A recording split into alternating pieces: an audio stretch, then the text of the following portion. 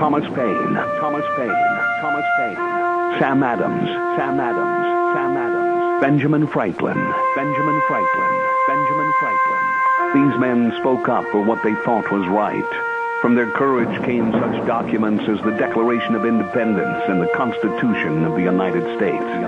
From their willingness to speak what was sometimes unpopular but right, we enjoy such liberties as freedom of speech, the right to keep and bear arms, and freedom of religion. There are those who still wish to oppress our freedoms, and there are still patriots willing to stand up and defend life, liberty, and the pursuit of happiness. Men like Zeb Bell, who honor our founding fathers and what they stood for.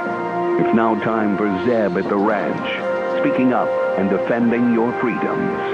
Brought to you by Magic Valley Les Schwab Tire Centers and all of the other great advertisers on the program. And now, Zeb Bell. Fathom the hypocrisy of a government that requires every citizen to prove they are insured. But not everyone must prove they are a citizen. And now, any of those who refuse or are unable to prove they are citizens will receive free insurance paid for by those who are forced to buy insurance because they are citizens. This is lunacy. Thank you, Mr. Ben Stein. I appreciate your remarks. Here comes Kate Smith, and God bless America. Followed by a Patriot with our Pledge of Allegiance on a Wednesday, 10:16. Good morning. Thank you very much, Kate Smith, and God bless America. Zeb at the Ranch, I'm Zeb Bell. Good morning, everybody. Our major sponsor, your Magic Valley Les Schwab Tire Centers, all 7 locations serving you. And, of course, we've got some great advertisers, including Lee's Furniture, Floors, and More at 459 Overland in Burley, and Western Waste Services, always at your disposal. Get on the route service today. Call Kelly at 734-6969. And now, known as the Dumpling Queen of Magic Valley, here's Gina. Good morning, sir. Apparently you enjoyed those.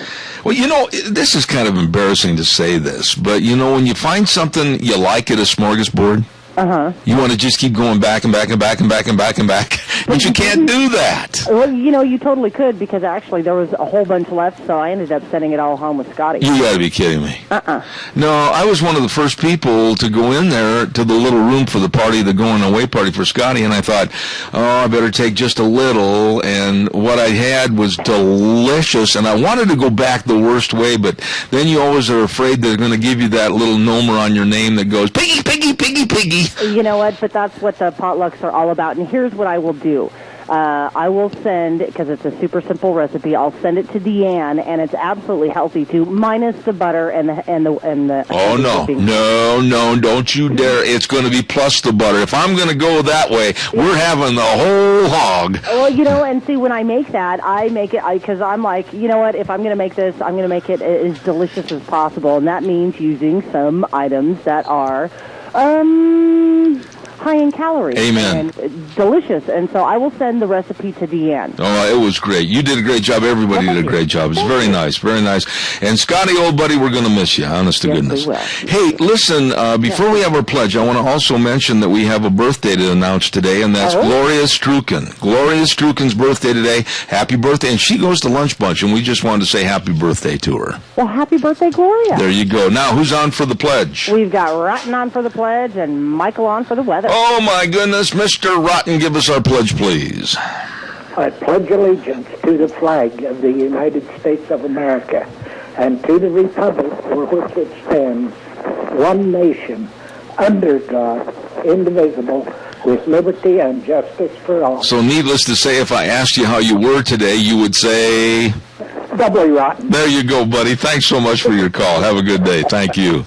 MichaelRogersWeather.com is up next, and I'm looking outside the window right now, and I'm seeing just some wispy little bitty clouds passing by my window. It's going to be a nice day, isn't it, Michael? Yes, it is. I can barely hear you. Can you hear me, Zeb? Very well. Okay, good. Morning, everybody. Man, it's a nice day in the neighborhood today. How about sunny highs, 59, 38 for the overnight low? And so that I not waste your time nor take you for granted. It's going to be like this all the way through the weekend. Have a great day. Enjoy the weather. It's the only weather you got. There's the greatest weatherman in the world, MichaelRogersWeather.com. Thank you. We're blessed to have him on the program. Don't forget tomorrow, Thursdays, as we are all through the month of October, we're giving away gifts, prizes to the drawing winners of people that are getting and receiving my Cow Pies and Coffee Cups weekly blog. Yes, Cow Pies and Coffee Cups. Every week, my newsletter, and we got thousands of names in that thing. Holy smokes. Be sure and get registered because you still have time for this week's prize and next week's grand prize. And this week, we're going to be giving away a beautiful travel bag from Valley White Home and Ranch along with coffee mugs and a $50 gift certificate to Sportsman's Warehouse in Twin Falls. So don't miss that. A lot of good things. Get them away tomorrow on Thursday.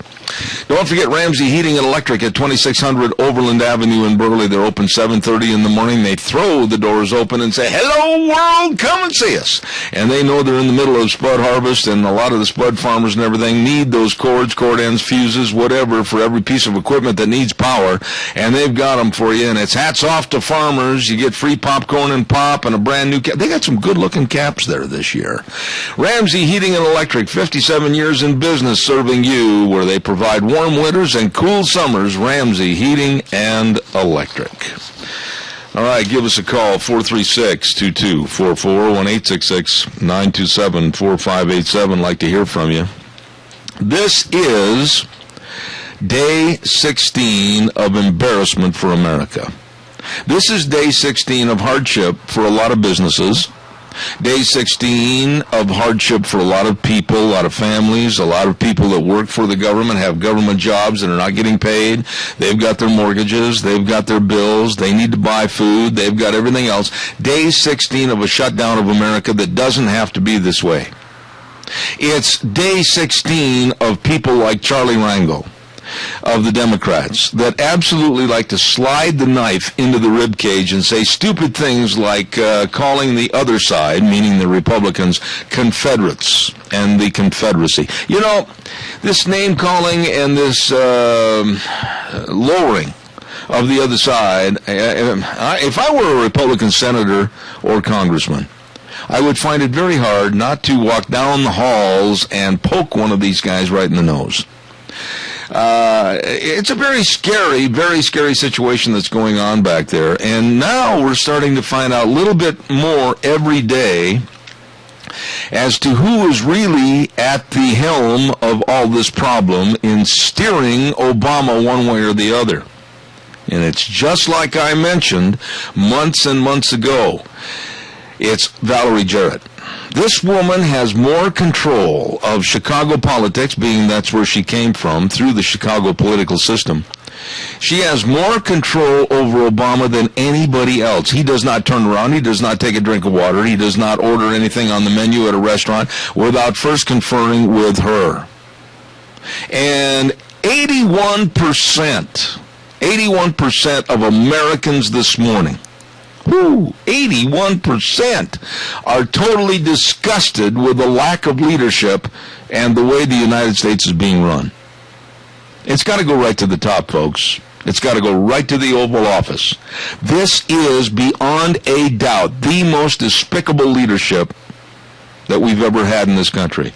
You can throw your hats back in the ring and say, let's go all the way back to the War of 1812 and say, James Madison. No. The country was having all kinds of formulative issues at that time. I'm not going to bring James Madison into this. Or you could go to Jimmy Carter. No, I'm not even going to classify him in the same league of being bad as I would Barack Hussein Obama. 81% of Americans are disgusted with the lack of leadership that's going on in this country today. How despicable. Rain for Rent.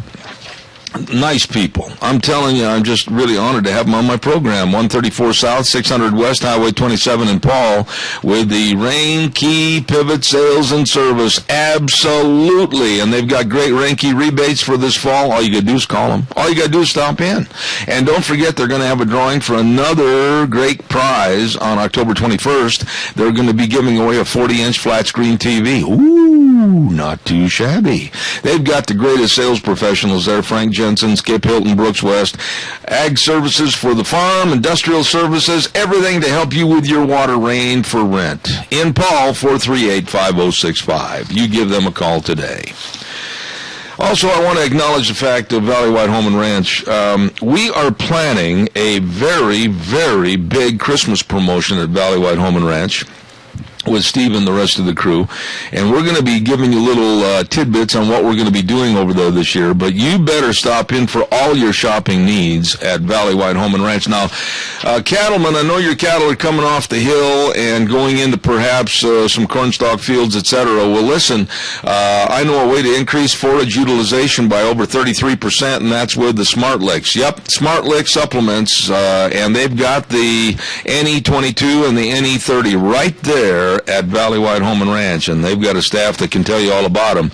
All your tack, all your feed, all your clothing, all your everything for the farm, the ranch, and the family at Valley White Home and Ranch, 910 South Oneida in Rupert. Really good people. I want to hear that cow. Give me a jingle, 436-2244, 1-866-927-4587. You know, the word default has been thrown around by Obama and others. Oh, we're going to default at midnight. Oh, my goodness, the sky is falling. Chicken Little is dead. I mean, my goodness, everything's going to go down the tube. Why, somebody flushed the plunger on the toilet and we're all gone. No. We only default. We only default if we do not pay the interest on the debts that we owe. Now you say, well, we don't have the money. Obama said we don't have the money. Why? We don't have the checks. We don't have it. Yes, we do. We have the money. We are garnering into our country's coffers over $220 billion per month. Let me say that again. It kind of rolls off your tongue. $220 billion with a B dollars per month. And pay out approximately, considering, the Medicare, Social Security, and the interest and everything, about $40 billion paid out. Now, take in $220 billion, pay out about $30 to $40 billion, and we can still pay, yes we can, Virginia, we can still pay the interest on the debt. So, when you hear the Democrats and, of course, Obama saying, we're going to default, we're gone. No, that's not exactly the truth. We're not going to default tonight. We're not going to default next week, or next Thursday, or the week after that. There will be a full court press today. You can bet on it. You can bet your old pair of boots that there is going to be an agreement signed, sealed, and delivered today. Unfortunately, I believe it's going to be with a capitulation of a lot of the Republicans bending over backwards to soothe the Democrats. Caller, good morning. You're on the air. Good morning, Jeb. Sir.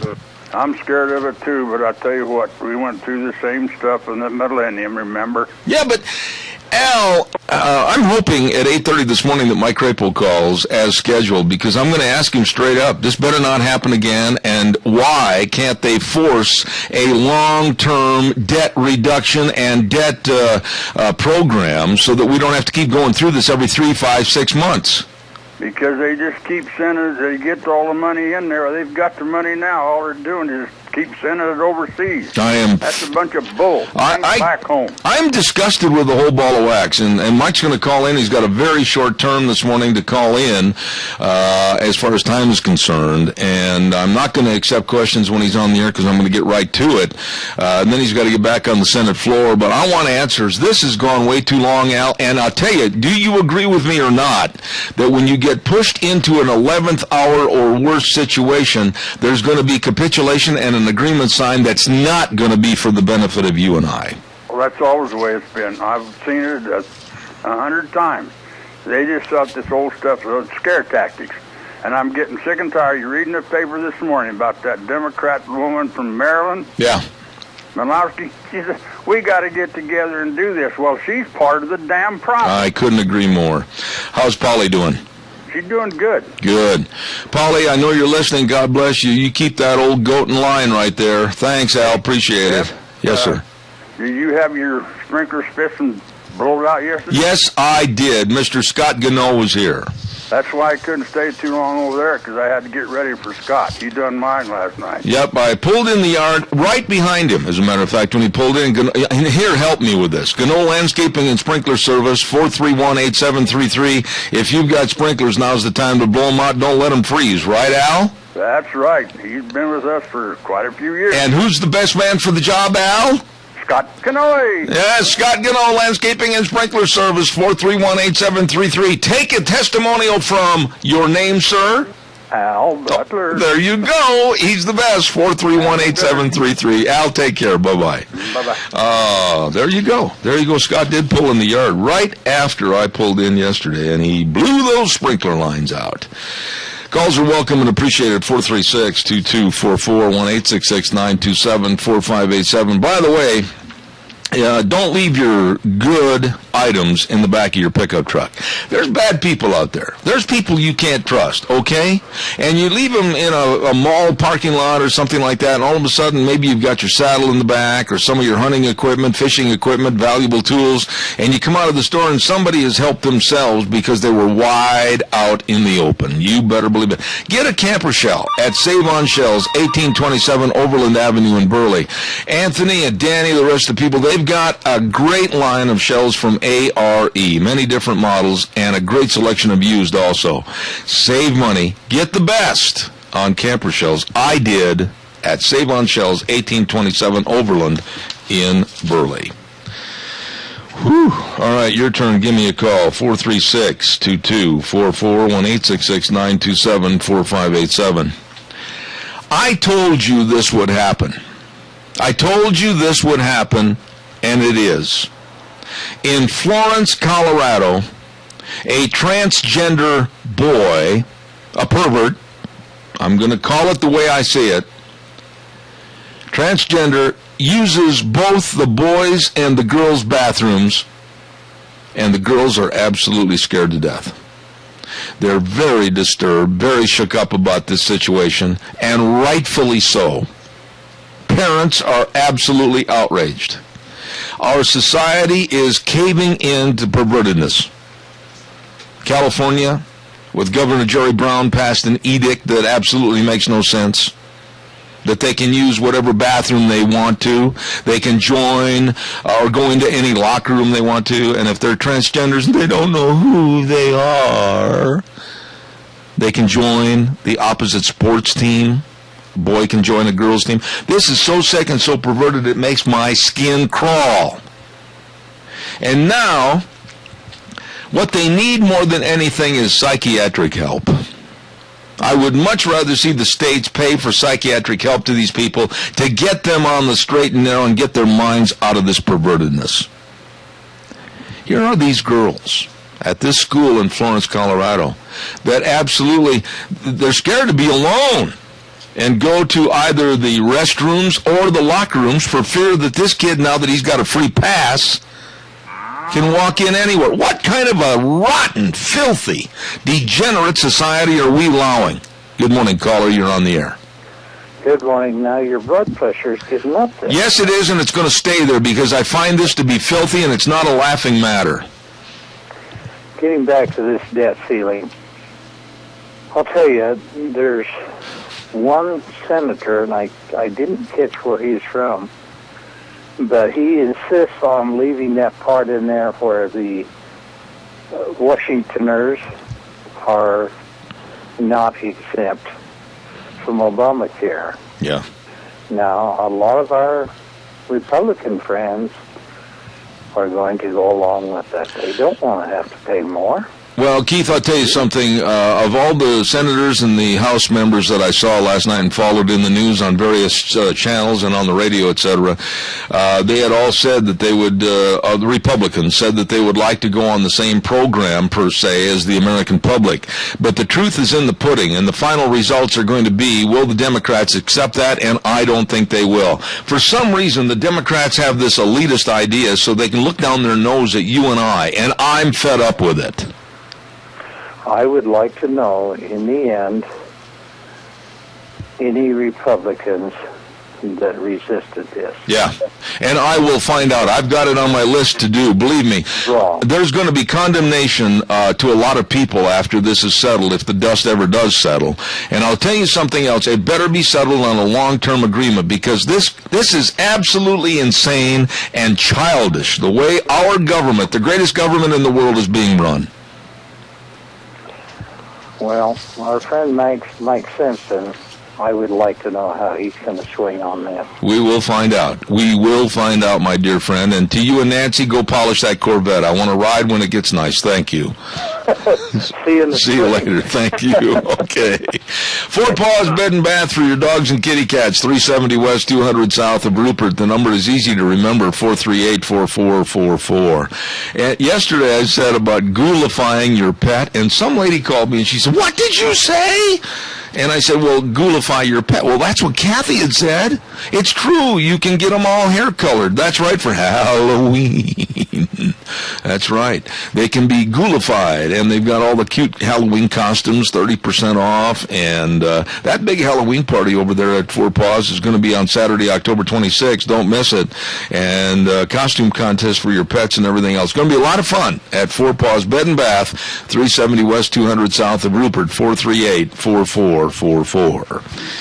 Let's see, I had something else I wanted to tell you about. Oh, real quick, yesterday, we had on the phone some really great people. I think his name was Evan from Middlecoff, Ford Lincoln Body Shop. And I'm telling you what, I had a lot of work done there on my truck after we had that horrendous fire this summer. And they did a fantabulous job at 1243 Blue Lakes Boulevard North in Twin Falls. Number to call, 736-2490.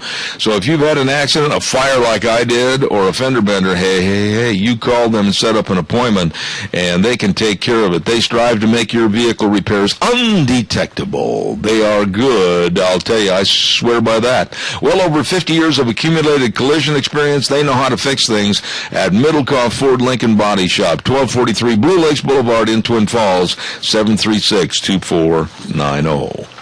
Now, I hate to scurry through a lot of the commercials, but I have to. And the reason is, in just a very short couple of minutes, Senator Mike Crapo is going to be on the line, so I'm going to tell you quickly about Travelube Supply, 1050 West, 203 South of Hayburn, 438-8730. They've got everything, grease guns, grease supplies. They got your truck tools. They've got your window wash, shop towels, everything. Bubba ropes. They got in the pink Bubba ropes. They've got it all for you at Travelube Supply. Call them. They deliver the goods, 438-8730. It is time for the Capital Press Ag Minute. Here now, the Capital Press Ag Minute, brought to you by Pacific Steel and Recycling in Burley.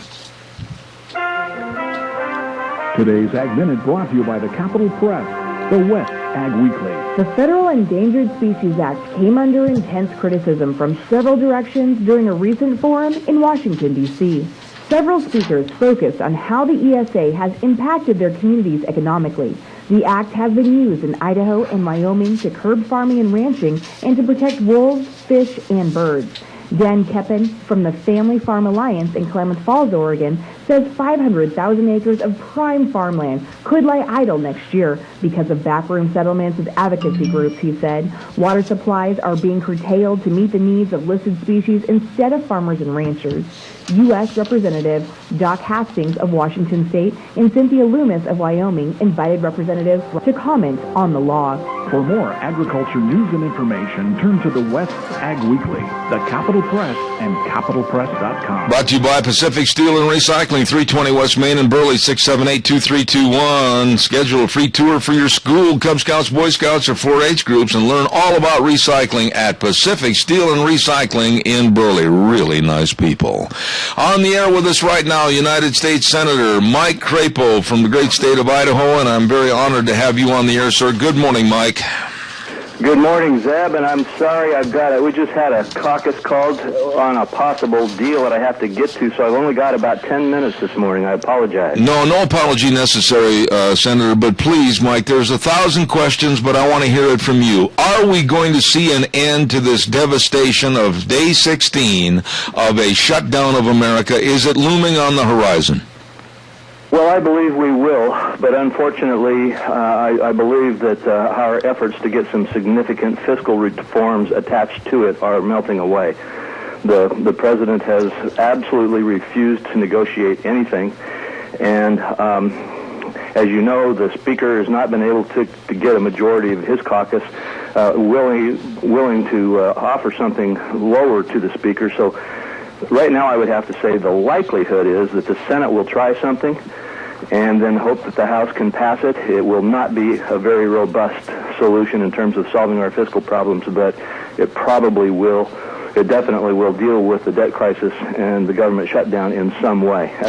That's as close as I can get to it for you. Mike, we've been friends for a long time, and you've always been straight up with me. This is ridiculous, and is it total capitulation because the Republicans are pushed into a corner? Is it total capitulation because the Democrats have the power through Obama and the media? That's the number one thing. Are you being pushed into a corner because of those entities? I think both of those are correct, and I wouldn't say total capitulation. Clearly, the Republicans have not gotten the defunding of Obamacare that they wanted. But there will be, I believe, again, no deal's been set. That's the meeting I'm going to right now to see if there is one. But what I believe is likely to happen will include some victories for Republicans. For example, we will, I believe, get the Republican budget number, which is huge. I mean, it's a huge win for us if we get our budget number for the next fiscal year. It's about $100 billion, about $80 billion difference from the Democrats. And so we will make a huge step in our direction on the budgeting levels. And we will get an agreement by the Democrats to go into conference with us on the budget so that we can start utilizing the Appropriations Committee to mitigate the impacts but not lose the savings of the sequestration. So some of those kinds of things we will, I think, get some wins on, and they're not small. But we are probably not going to get the fixes in Obamacare that we've been fighting for so hard. Mike, one question I've got is Obama has used his bully pulpit to say that we're going to default and we're all going to go down, the trees and the leaves are going to tip over and Chicken Little's going to die if we default. I've said for a long time that's baloney because we still are bringing in $220 billion per month and paying out about $40 to $50 billion. We've still got the money to pay the interest on the debts. We're not going to default, are we? If you say default in terms of will we fail to pay our national debt obligations, fail to pay interest on our Treasury obligations, there's no reason for that to happen. We do have the income, as you have said, to be able to cover that. That doesn't mean, however, that there will be no consequences. I believe the world bond markets are getting very jumpy about what's going on in the United States. You probably saw yesterday Fitch put us on a watch look, the credit rating agency. We've already got one credit downgrade last time we went through this process from Standard & Poor's. And those things have serious economic consequences if the bond markets lose confidence in our abilities to deal with our fiscal policy. So, although technically a technical default on our Treasury obligations is not likely, but the consequences could still be quite serious. Yeah, but when you talk about the downgrade from a AAA to a AA+, if we don't get our act together, But now, how long a term deal is this going to be so we don't have to suffer through this again? Well, that's, again, I'm speculating, but that's also kind of interesting because it's probably only going to be about a 6-week deal on the debt ceiling and maybe a couple of months on the government operations. So we could be right back in the soup, and that's unfortunate. This is not a final deal. Okay, now how bad is this shutdown and the debt ceiling and all this haranguing that's been going on? How bad is this going to hurt the Republican Party going into 2014 so that we could see a loss of seats in the House and also the Senate? Well, right now, about 80% of the national media is blaming this every minute of every day on the Republicans, and because of that, Republicans have plummeted in the polls nationally. So if you were to take a snapshot today, I think it could hurt very badly. That being said, I think when all is said and done and it's over, and people realize that the president refused to let us fix Obamacare and refused to let us put fiscal policies in place that would help protect against a true default of our national obligations, that could bounce back. And so maybe I'm just being optimistic. Right now, the Republicans are in a hole, but they are fighting on the right principles, and they are fighting on the issues that mean a lot to American people. And I think ultimately the American people will recognize that. Mike, do you blame Ted Cruz for what he did? Do you blame other fragments or segments of the Republican Party for what they did to stand up against this? Or are you in accord with what they did? They were trying to do what they thought was right. I voted with them, and I think that the strategy probably could have been improved a little bit. When you look back, you can always see different ways to address the strategy a little bit. But the bottom line was, it is appropriate to bring up Obamacare. It's hammering our nation and our people, and it was appropriate to do it in the context of a budget battle. The budget battles are where we get most of our significant fiscal reforms. And so I don't disagree with that at all. Final thought, Mike, as you know, I don't have to tell you because you've been having animosity against it from its inception. Obamacare is a joke. It's falling apart like a cheap suit, and people aren't even able to get on the website. I think it's going to have its own demise. Do you agree? I do agree, although I'm cautious about that. I think that the president and his team are working madly to try to get those computer programs working, and they probably will get something going, and the fact is that if they kind of get us limping along, we could get into a situation where we just don't ever fix it, and we limp along, which would be worse than having it fully implemented, probably. And so I worry about that a little bit. But right now, the American public is really starting to get what many of us said from the outset. That is that this thing has got huge taxes. It doesn't let you keep your health care. It doesn't drive down your insurance costs. It drives them up. And, ultimately, as more and more Americans realize this, we will hopefully get the momentum to make some legislative fixes. Well, I just want to say how much I know you're busier than a three-legged cat in a sandbox, but God bless you for coming on the program this morning, Mike. And please... Listen, it charges my batteries to talk to folks in Idaho. You guys have a great day out there. All right, thank you. Idaho Senator Mike Crapo back in Washington representing us as a U.S. Senator. Thank you so much. Wow. That was quick. We had to get it in.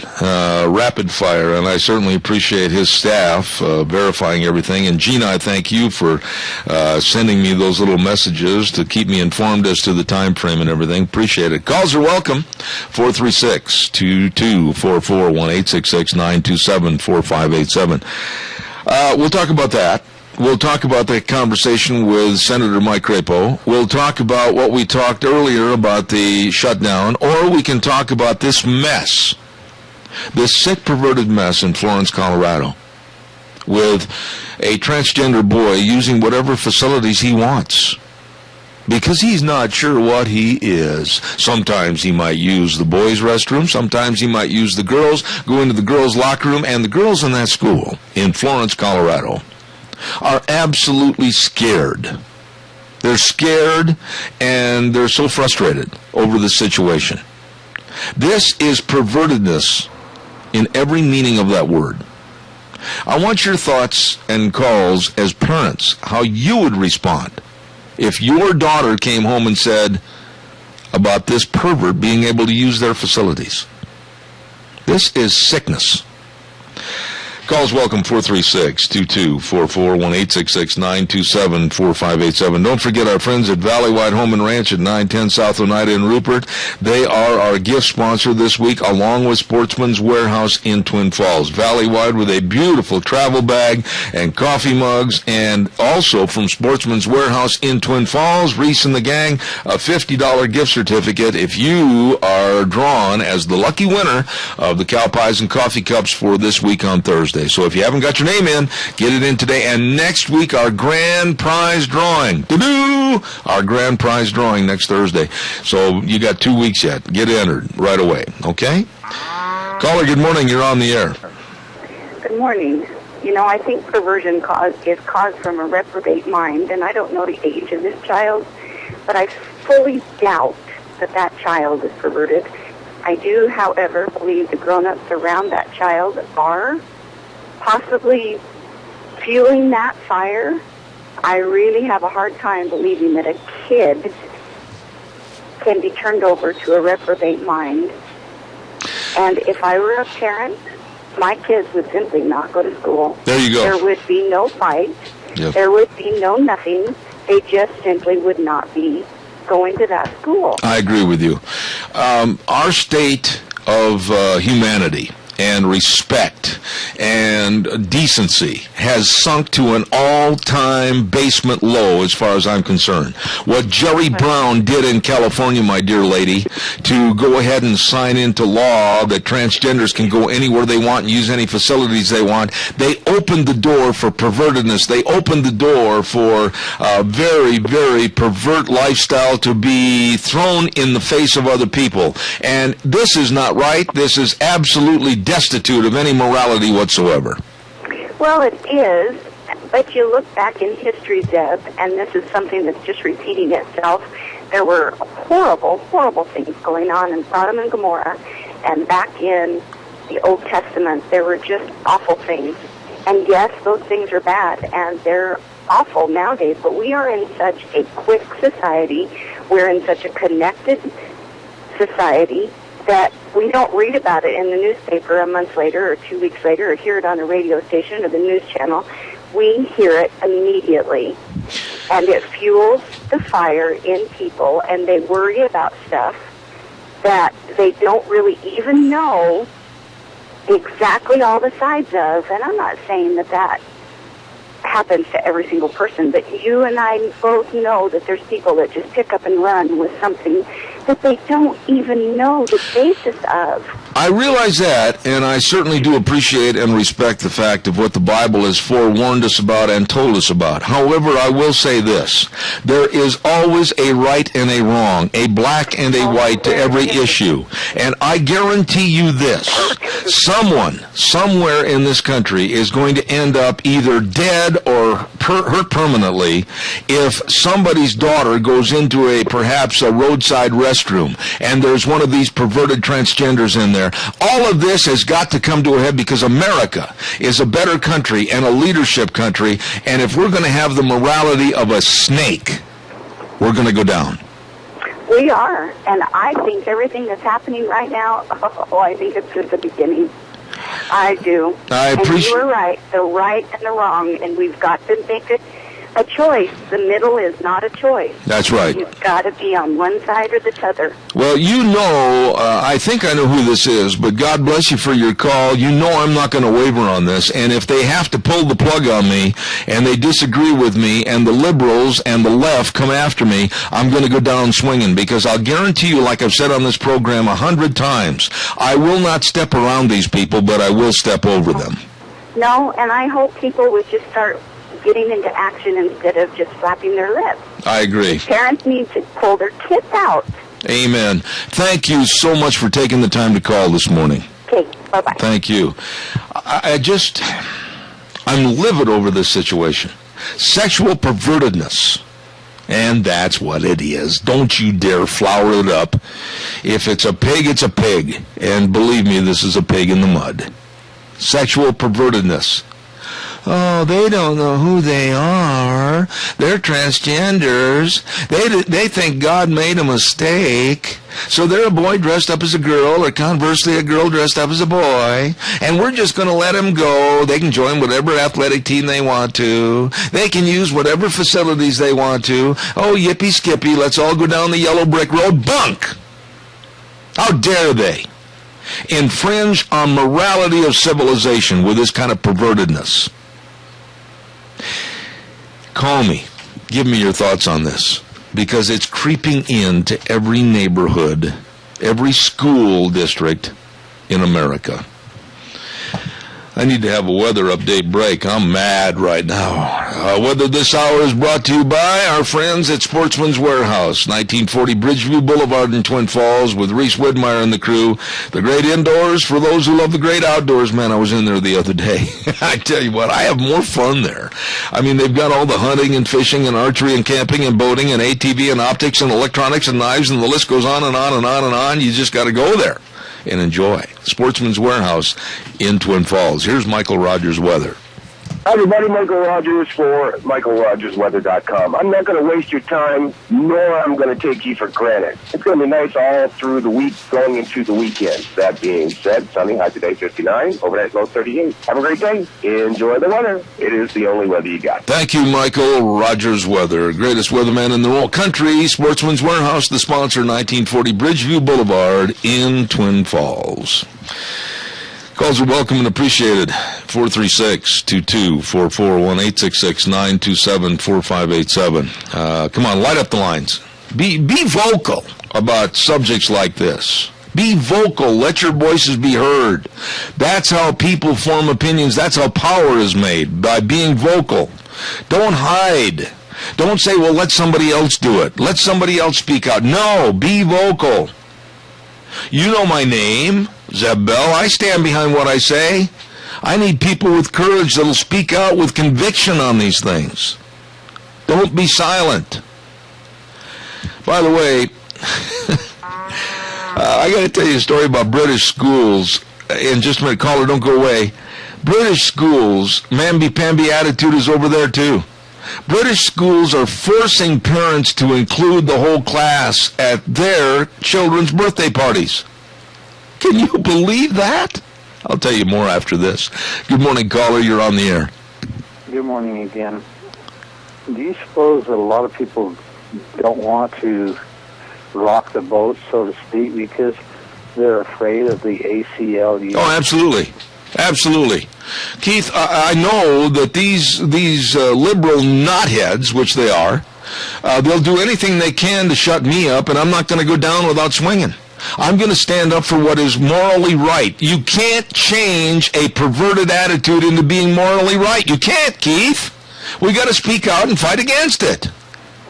You can, but people feel, this is the way a lot of people feel, like they can't say anything for fear of the retaliation. To me, that's cowardice. I've got the guts to speak out about it. You've got the guts to speak out about it. Why doesn't everybody have the guts to speak out about it? I do not like cowardice. And you've got an option right here to speak out and do something in your communities, your towns, your schools. And I'm telling you what, cowardice is so prevalent all over the nation today. I think that's why we've got the trouble right now in Washington.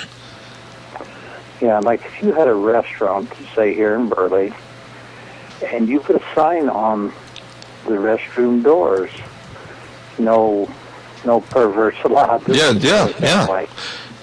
And how long would it take before their business started dropping off? Yeah, but let me ask you a simple question, and I know that you're a man of faith, all right? I'm just going to ask you this. Do you believe that God makes mistakes? You shouldn't even hesitate on that one. To answer because no, you shouldn't have to hesitate on that. God does not make mistakes on anything. Well, I believe that he doesn't, but no, whether he really does or not, No. Keith, I'm gonna hold your feet to the fire on this because you're a good friend. God does not make mistakes. How can a perfect being make mistake? They don't. God never has made a mistake. And when these people say, well, it was a mistake that I was born a girl, I should have been born a boy. No, God does not make mistakes, Keith. I agree there, 100%. All right. God bless you for your call. Thank you very much. If you have to be in, if you're in that situation, I don't believe that youngsters can be in that situation. I think they're motivated or pushed by peer pressure. I think there's a lot of factors, and I think psychiatric help is absolutely a necessity. You bet. All right, Keith. Thanks a lot. Appreciate it. No, yesterday I got on the pastoral groups, and none of them had the courage to call me on the subject I was talking about yesterday. Oh, don't give me this. Well, they probably didn't hear you. They're listening. And I'm going to stand up for this, and I want pastors and ministers to call me. God does not make mistakes. I would love to have a pastor or a minister or a man of any church or denomination to call me and tell me, well, no, that's not exactly true. Well, maybe this. No. I will absolutely stand behind the fact that God does not make mistakes. Callers, I would welcome you. 436-2244-1-866-927-4587.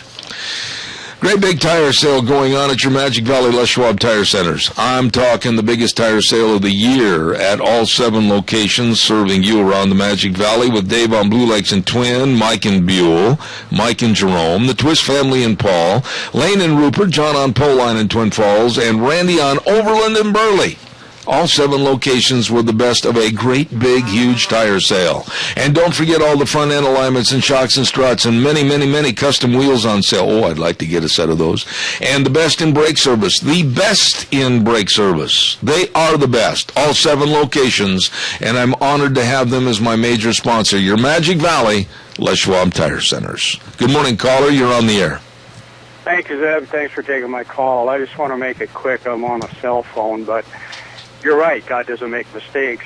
Read the Bible. It'll tell you.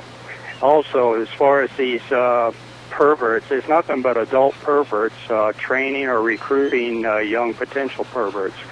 It's a mess. Let me need to stand up, speak out. Let me ask you a question. And do you have children? Yes, sir. They're grown, but yeah, I do. Grandchildren and great-grandchildren. All right, now let's use your grandkids as an example, and pity the fool that would ever perpetrate this on your grandkids. What would you do if you were aware that one of these transgenders had tried to use the same restroom facilities, or even worse, try to molest and or endanger your grandchildren? I would come apart at the seams. What would you do? Yeah, well, there's two scenarios there. First off, if they tried, I would do everything I could to make sure that they were never around them again if I had to pull my grandkids out or do whatever. Second, if they actually did molest them, no doubt I would be in jail, but I would do something about it. You know, what's going to happen, and mark my words on this, and I want to get your attitude on this, what's going to happen in the near future, if we don't stand up as a society and downcast these people for being perverts, the acceptance factor is going to be pushed in front of the general public to the point where they're normal, and we, the people that really believe in a moral adherence to the Bible, are going to be pushed in the background, and we're going to have to eat everything they throw at us. Well, that's a fact. But look at what's happened to society in just the last few years, how far we have allowed ourselves to be pushed backwards because we won't speak up. Yeah, absolutely. Just speak up. And when people hesitate when they say something like, well, God, I don't know if he makes mistakes or not, there shouldn't be any hesitation whatsoever, because if you have faith in the great Lord above and his Son Jesus Christ and the Trinity and everything that goes with the Bible, you shouldn't hesitate at all. God does not make mistakes. Well, that's a fact. Look at the Apostle Paul. Even he had a hitch in his along. You better believe it.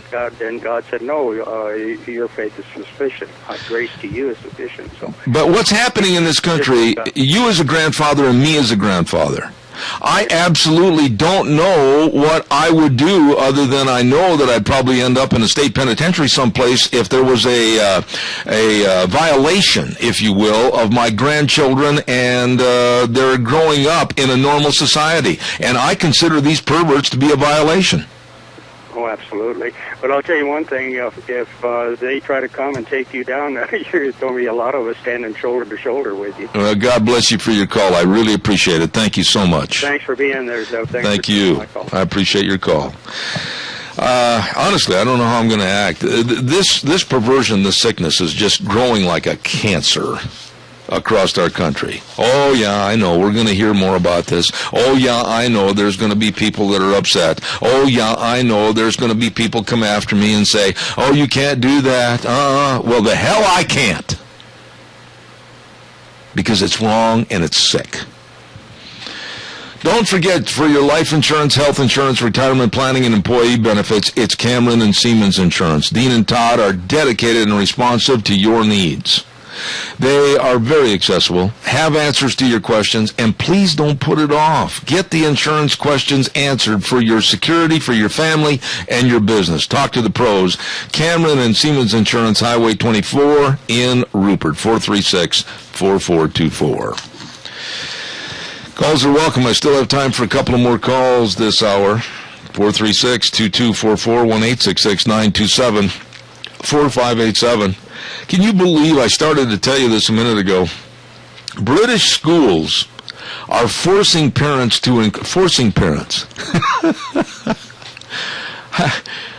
I can't imagine a school system calling up Deanne and I when our kids were still here and saying, well, now, wait a minute, if your child's going to have a birthday party at home, you must invite every classmate in their class. I'm not going to be told who I can invite and who I'm not going to invite.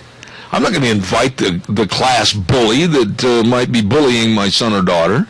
I'm not going to invite certain people that absolutely may not have the moral value that I want around my kids.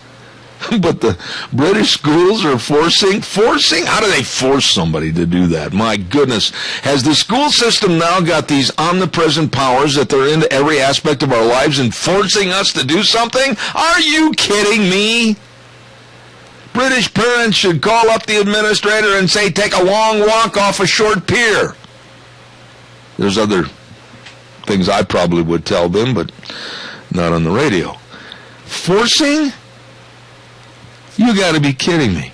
We as parents are forced and coerced into doing everything that the government wants or school systems want. No! Remember the 3 words, we the people. And I, as one of we the people, I'm fed up with this garbage. Coming up next hour, we've got Doug Johnson from Colorado.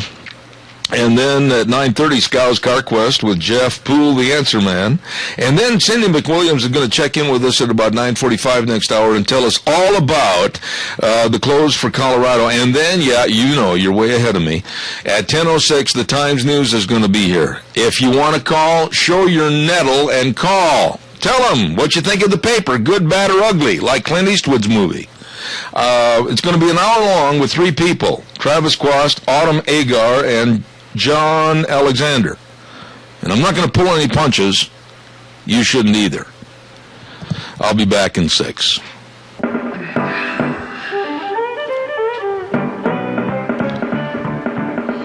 Oh, there you go.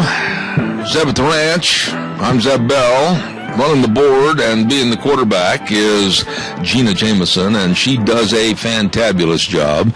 And we're brought to you by our major sponsor, your Magic Valley Les Schwab Tire Centers, all 7 great locations serving you. And then also, don't forget some of our great advertisers, including our friends at Lee's Furniture, Floors, and More at 459 Overland and Burley, and Western Waste Services. From the canyons of the Snake River and all across southern Idaho,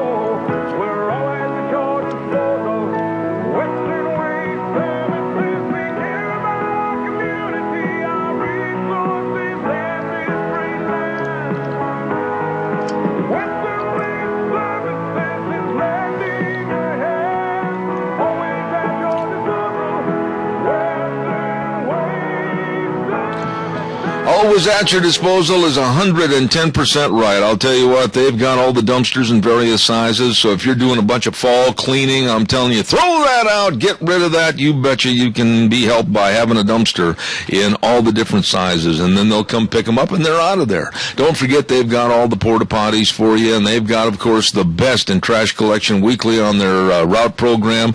Get a hold of them today. I'm going to have Kelly on the air with us next week, as a matter of fact. 734-6969. Always at your disposal, Western Waste Services. Ladies and gentlemen, I also want to remind you real quick about some dear friends of ours over at Hanson Mortuary, 710 6th Street in Rupert, with the owner-manager Joel Heward.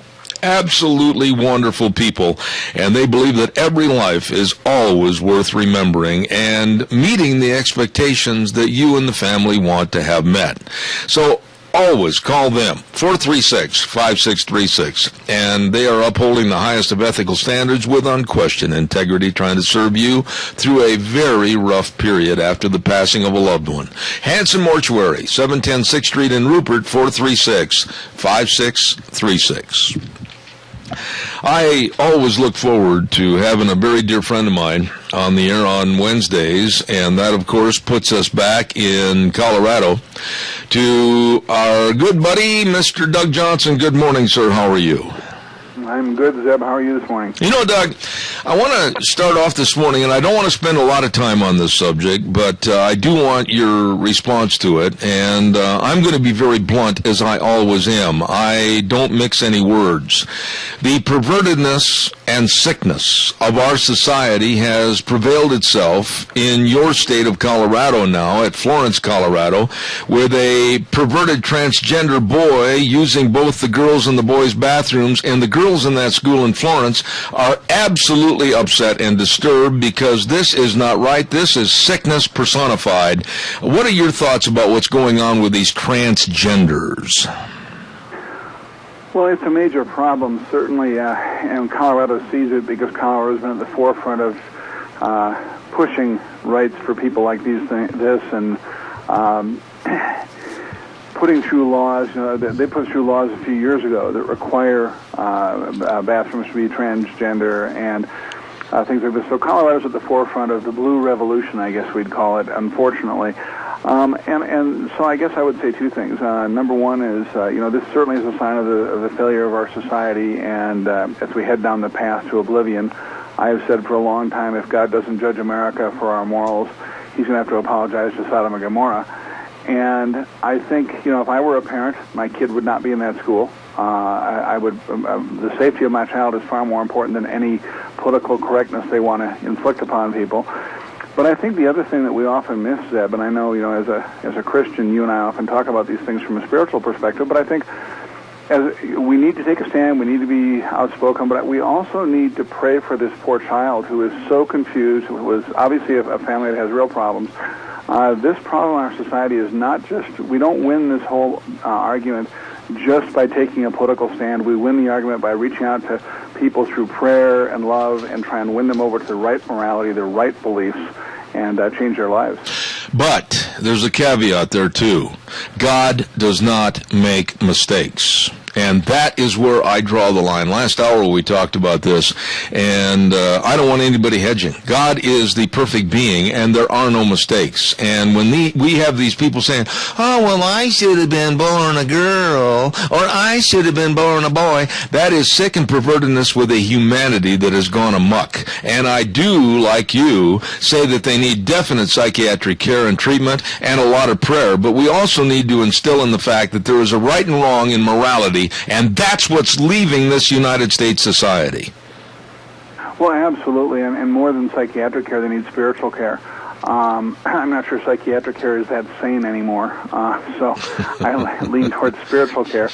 But I would agree with you, Zeb, and I think it's a tragic thing we see in our society, and it's a disgusting thing, and if we're not offended by it, it's awful. I want to just make one last comment, because you said you want to keep this part short.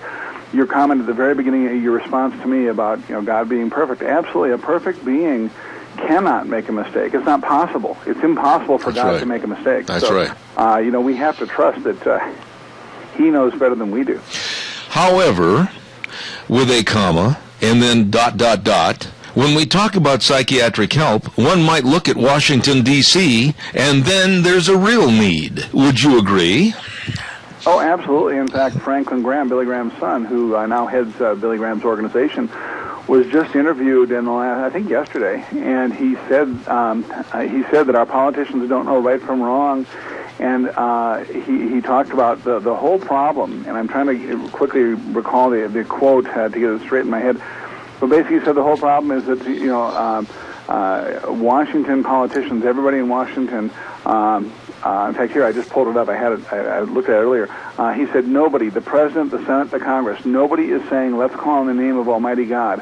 Why? Because we've taken God out of our government. We don't want Him. Mm-hmm. I think that, in a nutshell, just says it all.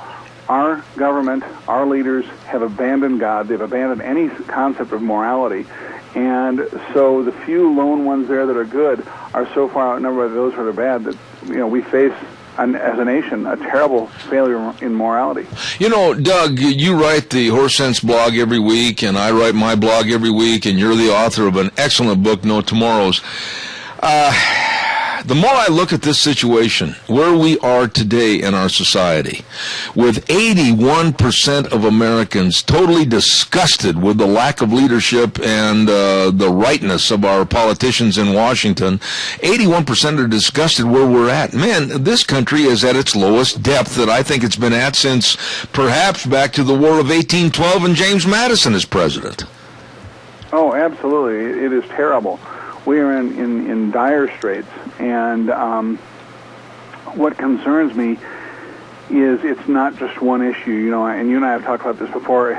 People say, well, we just need to get past this presidency. I was on another show the end of last week, and the host said, well, don't you think, you know, we just need to get past this president. There'll be another president and things will be okay again. And I turned on him a little harshly, and I said, no, you're absolutely wrong. And he was caught off guard, and I said, it's not just this president. Our problem is much bigger than one man. Absolutely. This president is a puppet being controlled by something or somebody that we don't know who. But there's an entire process going on in Washington to take apart our government as we know it, our wonderful nation that our founders gave us, that God has blessed us with. And we need to fight to get that back. I just got in a group of business people the other day, got into a big debate with somebody who was taking a stand that, well, this is a democracy and the people speak, and I had to correct him. I said, no, we're not a democracy. We're a constitutional republic. Americans don't even understand what kind of government we're supposed to have. And this is what's upsetting. We need to be teaching our children and raising our children to understand what our government is, how it works, and then the bottom line is that we all have an obligation to be involved, whether it be just as supporting good candidates and campaigning for them, or maybe somebody in this audience is called to run for office, and God bless you if you are, and work hard and do it and get the support, but we need to all be taking part wherever we're called. Absolutely. You know, there's been a lot of great comedy teams in the United States over the years. We've had Abbott and Costello, and we've had Martin and Lewis, and now we've got the Democrats and the Republicans, but it's not a laughing matter. No, it's a crying matter. It really is.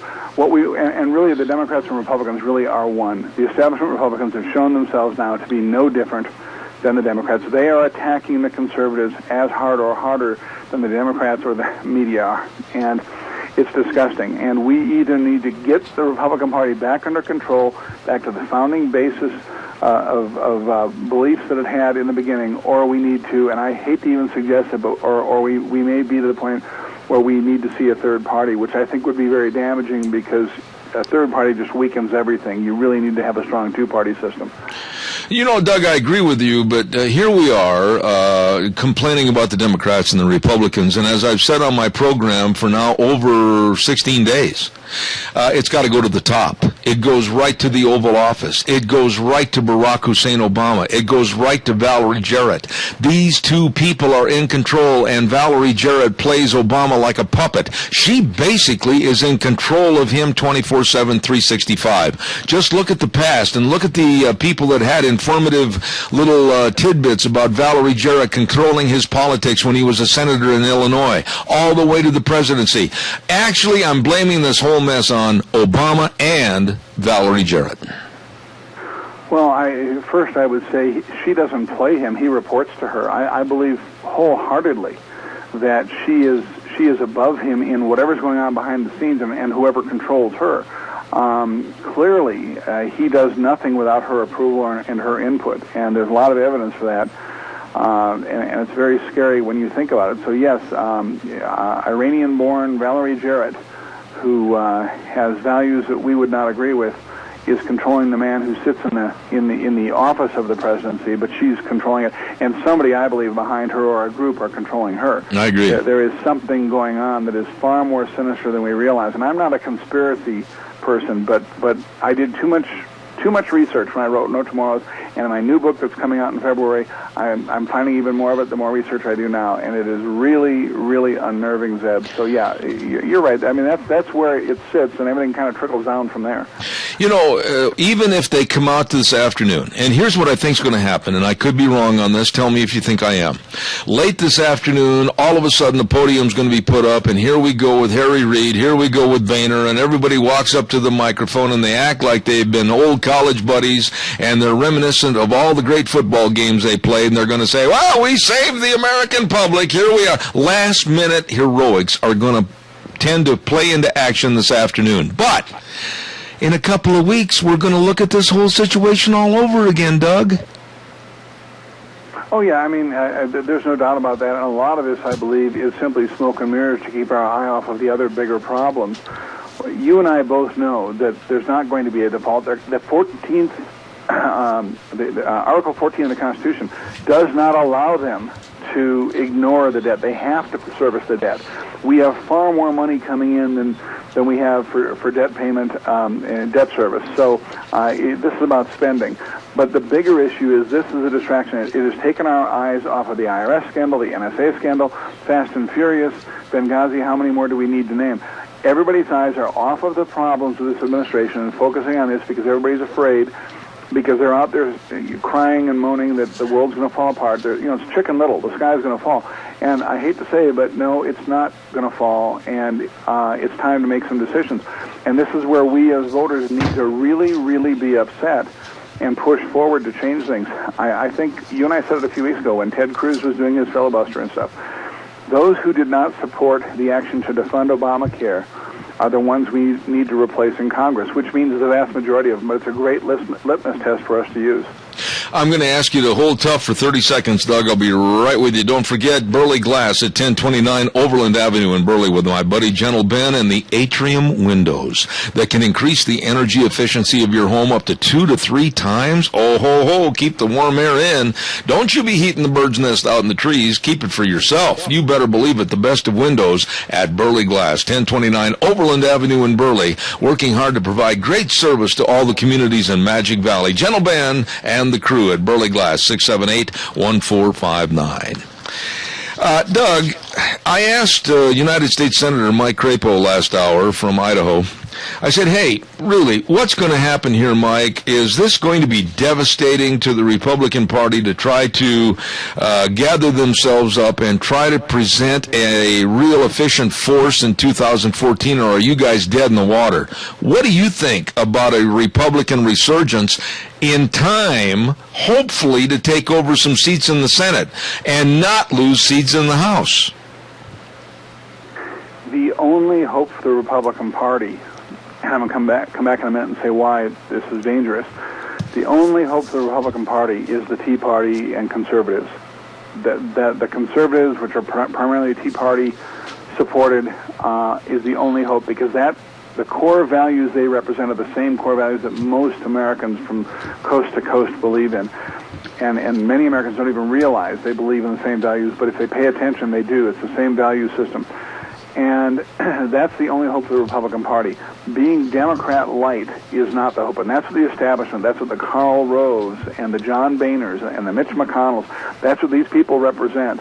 This is what we need to reject. And so I think there's enough anger brewing out there, especially with Obamacare. And we haven't even begun to see that thing come to a head yet. That's still got a few years before it's really going to hit. But I think that you're seeing a brewing anger that is a powder keg. And I think it very well, we could see 2014 be a stronger electoral impact than even 2010 was. So I think it's going to be big. But if the Republicans benefit from it, it will not be because of, and when I say they, I'm referring to the establishment that controls the party. It will not be because of what they do. It's only because the Tea Party has nowhere else to turn, because they sure can't turn to the Democrats. Yeah. So the sad part is the Republican Party does not embrace the Tea Party, and that's really sad. You know, and as an additional question, very simply put, why? I do not understand why they would want to chase away, they being the Republicans, a great semblance of power and a great value of the Constitution in the name of the Tea Party. Why not embrace them? I could never understand the animosity there. Yeah, it doesn't make sense, but it's funny. You know, they bite the hand that feeds them. But you know, they are also ideological, just like the progressive Democrats. There are many progressives in the Republican Party. These people are more concerned about maintaining their power. We have to remember that, you know, these people do not believe what we believe. Their understanding of economics is not the same.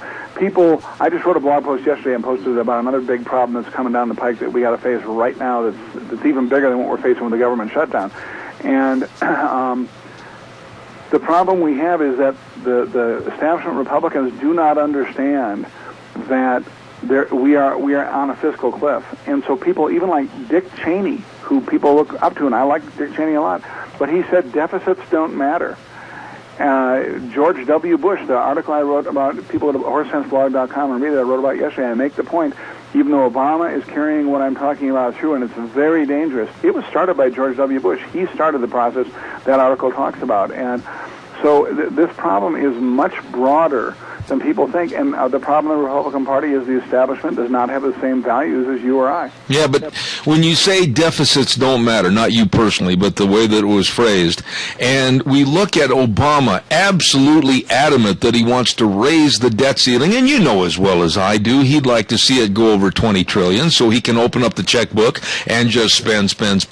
Sooner or later in any society, if you want to go back to Nero fiddling in Rome, you've got to pay the piper, Doug. You got to pay the bills. Absolutely, and as I've said so many times, and I've said in my book, and I'll be saying again in the new book, what people need to realize is this is not a lack of knowledge or ability to run the government on Obama's part. Not at all. This is a plan. He wants to overload the system. This is a progressive plan. They want to do it so it will collapse, and they can replace our system with a progressive socialist system, basically a Marxist system. That is the plan. And the longer we ignore that, the worse position we are in to fight it. I agree. When you look at the overall situation with the Democrats and the infighting and what they have done to minimize and capitalize somewhat on name-calling and running down the Republicans, they've got some holes in their screen door that I think a lot of the American public isn't appreciating, like Barbara Boxer and the name-calling, and, of course, Nancy Pelosi, which she's really a news gem every night at 5 o'clock, and then Harry Reid and the rest of them. I mean, they're starting to kind of fray on some of Americans' nerves. Would you agree? Oh, I think they definitely are, and I'm not trying to be a broken record here, but the establishment Republicans have done a lot of the same thing with the name-calling and such, and this is why I get so uptight with conservatives and say, don't lower yourself to their level. Even if you get angry, don't start name-calling, because we have substance in our arguments we can stand on. They can't. If you press a liberal, if you press a progressive, or even an establishment Republican hard in a debate, they cannot stand up because they don't have the ideas to back up their views. They can't do it. We do, and so we can stand firm on it. And I think the public are starting to see through some of that. I'm hoping it's not too late, but I think they're starting to see through it. They're getting very tired of it. Doug, there's a lot of issues in the news right now, but unfortunately everything has been overshadowed by this shutdown of America. A lot of people right now that I know are being hurt financially. This had better end soon and end quick, because even people that are working for government jobs, BLM, Forest Service, etc., their families are really starting to suffer, and this has got to stop, I hope, today. Well, I hope it does, too. The good news is that there's never been a shutdown where those people have not been paid for their time off. So, and the plan is to pay them. It looks like Washington's going to do that. So they're basically getting a paid vacation. They're just going to be paid late. But I know for some people the cash flow is so poor, it's hard for them to sustain that. And that's a tough one to watch. So it does need to end. I'm sure it's going to end real quickly here, because they've got to, as you said earlier, they've got to come to the point of agreement here before tomorrow to look like, at least they think they'll look like heroes to the American public. Absolutely. Back in Colorado, a dear friend that I wish would jump in his little dune buggy and drive out here to southern Idaho so we could shake hands and get to know each other firsthand. Doug Johnson, the author of No Tomorrows and a new book coming up soon, and also the weekly blog, The Horse Sense, and I appreciate it, Horse Sense blog. Doug, God bless you, man, and keep in touch. Zeb, same to you. You have a great week. I'll talk to you soon. All right, thanks a lot. Doug Johnson in Colorado. I always look forward to talking to him. Oh, my goodness. Hot buys on mattresses at Lee's Furniture, Floors, and more. Yeah, buddy. They've got the Beauty Rest True Energy Memory Foam Beds by Simmons. Oh, comfortable. You're going to lay down and go, oh, I'm going to sleep forever. Yes, sirree, Bob. They've got them all. The twin mattresses, queen mattresses. They've got everything. Adjustable beds. They've got all you need for sleeping comfort. No interest for 15 months on approved credit. You just stop in and check out how to have a good night's sleep right there at Lee's Furniture, Floors, and More at 459 Overland in Burley. You stop in and see them today. Coming up in just a few moments, we're going to have our friends with Scows CarQuest Centers and the Answer Man, of course, my dear friend Jeff Poole. But I also want to remind you, too, next Thursday, the 24th, is Lunch Bunch at our new location, and that's Perkins Restaurant and Bakery. Oh, man. Every time I talk about that Perkins Restaurant and Bakery, I start to get all salivated, and I'm hungry. Now, if you haven't gone in and checked out all the pies and all the muffins and all the cookies and all, here, I'm doing it again. I'm drooling all over the microphone. They have the best. At Perkins, they say they believe in being best buds with your taste buds, and it's true. It's true. And by the way, if your school's going to have a fundraiser and you need pies to sell, well, get your pies from Perkins and you'll make $1 million. I'm telling you, they're delicious. We'll be over there next Thursday, the 24th, for Lunch Bunch at Perkins Restaurant and Bakery, 800 North Overland in Burley. And you better be there at Zeb's Lunch Bunch at Perkins. Let's go to the phone lines right now and see if we have our guest waiting for us, because I'll tell you what, I'm really proud to have this on my show. I really am. Certain segments on this program we've devoted to a lot of local talent, and here is one of those people in the driver's seat, presented by Scows CarQuest Centers in Rupert, Burley, and Heyburn, and it's co-hosted by my friend, the Answer Man, Mr. Jeff Poole. Don't forget, for all your automotive needs, every detail matters always at Scows in Rupert, Burley, and Heyburn. Good morning, Jeff Poole. How are you? I'm great. How are you, Zeb? Not too bad. You know, we're going to kind of change things up here a little bit, and I want to talk about a lot of products, and I want to talk about getting ready for winter, but I also want to hit some of the questions that people were nice enough to call us and send in. One of the questions was, and I mentioned this to you earlier this morning, and you said, hey, that's a great question. A gentleman wrote in and said he has a 1995 Chevrolet pickup, and when he turns the steering wheel to the left, he gets a grating and grinding sound. He says, hey, what's the problem here? Well, Zeb, you know, that's a real broad question, but at the same time, you know, it could be a multitude of things. You know, he could have, has he got tires rubbing on something? Does he have bad bearings? Does he have bad steering? You know, tire rod ends, ball joints, you know, anything in the suspension. There's a lot there, and, you know, in a case like that, it's pretty hard to diagnose with that type of question, but, you know, them are the kind of cars that would invite you to come and see us with, and we'd take a look and determine the cause of the problem. Yeah, anytime, Jeff, wouldn't you agree with me? You hear something of severity when it goes in one direction like that. Boy, don't be driving down the interstate at 80 miles an hour. Better get it checked, huh? Yeah, for sure. I mean, if it's giving you signs like that, the next thing is straight failure. Yeah, absolutely. Now, you, of course, over to Scows, and I love that slogan, every detail matters, because right now, here we are, it's October 16th, and we're kind of caught between the twixt and the tween. We don't want to get rid of summer, but yet it's about ready to slam the door on us and go to cold weather. What do people need to know? What do they need to do to kind of get ready for winter and all the cold and the snow and the yuck? Well, you know, you had a caller yesterday on your program mention that great storm they had there in Wyoming that, yeah, you know, that kind of made me think about some things. I guess it's more being ready, you know, and now's the time to be ready as opposed to getting trapped in a storm like that. You know, one of the things he mentioned is everybody all of a sudden was buying tires. Mm-hmm. You know, how are your tires? That's what's getting you from point A to point B. You know, making sure that you got a lot of things in your car. You know, I think it's definitely, again, with this guy's comment yesterday, he was stuck on the highway. You need to have blankets in your vehicle. Yeah. Snack foods, you know, little things, and, you know, a bottle of water or something there that may tide you over till you are able to get out of that. First aid kit, flashlights, shovels, you know, lighter or matches, gloves, tow ropes. Mm-hmm. You know, if you're stuck out there and, you know, somebody does come along to help you out, you got to have some way to get out, so make sure that you have these types of things.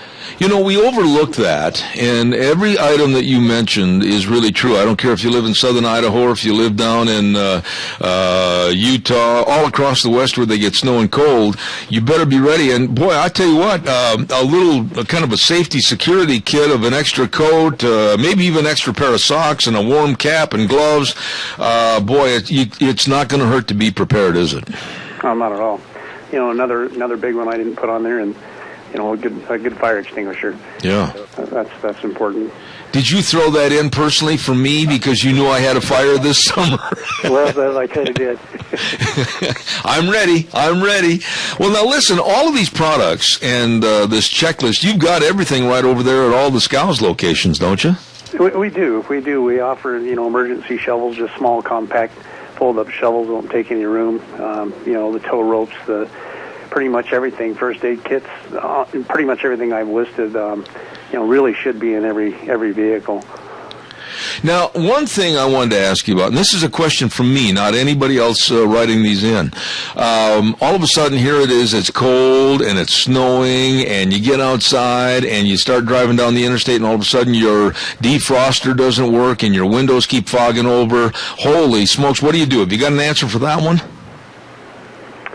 Well, again, that's something's wrong. Pre-maintenance, come bring it into Scows and let us give you a vehicle safety inspection. We check all the fluids. There's a lot of things. If you're down on antifreeze, your heater cannot work properly. There's so many scenarios there. Really, it comes down to pre-maintenance. Pre-maintenance goes a long ways. That it keeps you from failure. So many people, and of course, being that I rodeo for a living for years and years and did a lot of traveling, I'm not saying that I was smarter than anybody else, but we had those little safety and security things with us, like extra clothes and little snacks and maybe a bottle of water or two. Boy, in the wintertime, though, Jeff, if they come in and talk to somebody like you, and you can take them around the store, and you can say, well, do you have this for your vehicle? Do you have that? It doesn't take long to make sure that they're prepared in case they do get stranded someplace. Yeah, it really doesn't. It's, like I say, we kind of have a predetermined checklist here, what should be in a vehicle, and somebody comes and sees us, we'll quickly interview them to see what their needs are, what they already have, and try to get them out of here as quick as possible, and give them some security as well. All right, now another lady wrote in with a question, and I think this is a good question. She said, quote, "My car sits outside all year long, and my husband says that I should let it warm up at least 10 minutes before I leave. Really? Does it need 10 minutes? It really does. That's an excellent question. Vehicles, they've got to warm up to what they call an operating temperature in several aspects. You mentioned your windows fogging up. You start a vehicle and take off in wintertime conditions. Number one, that's a huge safety issue right there. You can't see. Yeah. You got to give that car, enough time to warm up so you can defrost. You want to get the oils moving. Them oils have got to be heated up so they pass through the engine properly. We have had customers lose engines from running, say, too heavy of a motor oil in cold conditions, and it can't circulate the motor oil properly, and they'll have a failure. Mm-hmm. So, yeah, it's important. You've got transmission fluid there that needs to be warmed, engine oil, differential fluids. I mean, all these fluids have got to be, at an operating temperature. So, really, when you're taking off on cold starts like that and you haven't let these things, you're really actually causing a lot of wear. Okay. Now, what is the difference? Is there a difference in service or a difference in specialty at some of the different locations of Scows, like Scows CarQuest in Rupert or the CarQuest in Burley and the Truck Center? Does each one have a specialty that they really perform for the public? Well, we really do. Over in Burley, we've got a full machine shop and driveline service. We mix automotive paint, BASF coatings, that's pretty, and truck and auto parts over there. Mm-hmm. Our Hebron location, they're real diverse over there. We're in selling Mahindra tractors, Freightliner dealer, Sterling dealer, JCB equipment dealership, plus heavy-duty truck repair. Over here in Rupert, we've got our service center for automotive, plus we do heavy-duty truck and equipment. The auto parts end of it, plus we offer radiator repair over here. Okay. And then, of course, right now, today, we're looking at some really nice weather for this week, but as well as I do, it's going to come crashing down, and today actually would be a good day to go in and have that antifreeze checked, wouldn't it? Yeah, for sure. Like you say, anybody that comes in, even on our services, again, we give a full vehicle inspection. We'll notify if anything's bad that way, and we do just, vehicle inspections as well. We do top off all your fluids. now is the time to definitely get your vehicles in before you find out you have a problem. Absolutely. And I'll tell you what, folks, like we said earlier, just go up to the counter and just ask anybody from Scows to kind of take you around the store a little bit and make sure you're winter ready for the driving, snow, and everything that can happen here in the state of Idaho. You'd be glad to help them, wouldn't you, Jeff? Absolutely. All right. Jeff Poole, he is the answer man at Scows, and he's always in the driver's seat. Presented with the best of auto care with your Scows trucks and parts and service centers in Rupert, Burley, and Heyburn. Jeff, excellent job this morning, and thanks for being on the show. No problem. Thanks, Jeff. God bless you, man. Jeff Poole, one of the nicest guys you ever want to meet, and that's in the driver's seat, presented by Scows CarQuest Centers in Rupert, Burley, and Heyburn.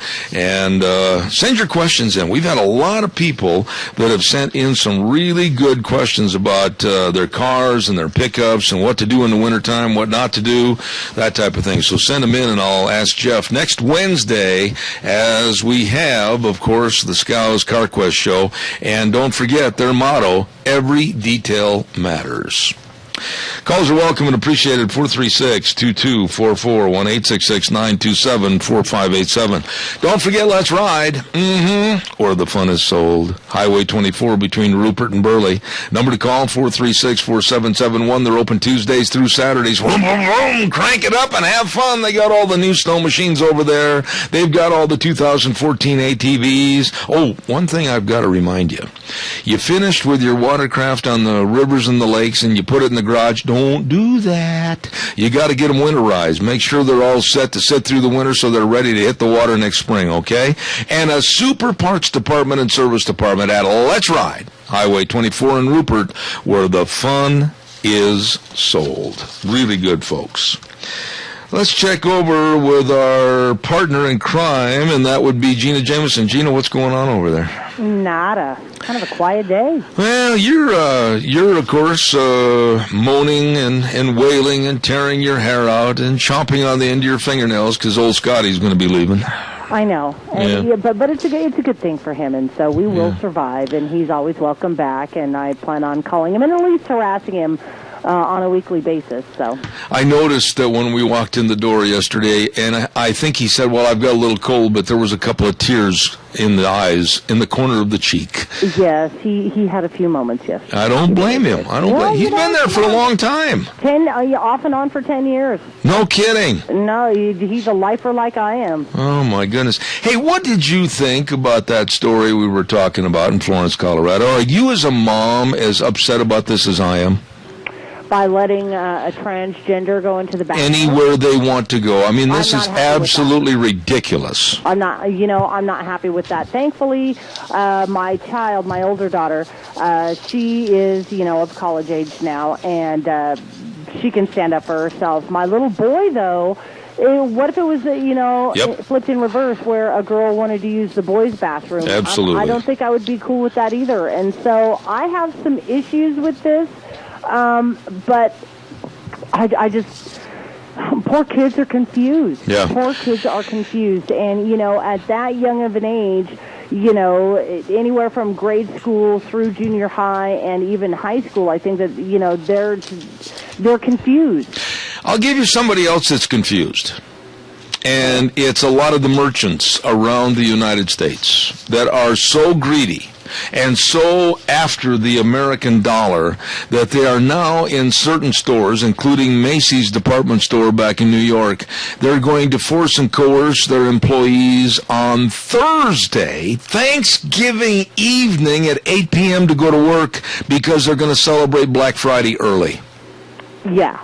I don't like this. Yeah, I'm not. Would they just quit changing things? Well, it's not only that, but really, can't a family get together on Thanksgiving? Thanksgiving families come home, the kids are coming home from college, and Aunt Martha and Uncle Fred are coming over, and Aunt Martha brings her salad that tastes like Goodyear tire, and you sit there and you enjoy Thanksgiving together, but oh no, I got to go to work today. That's not right.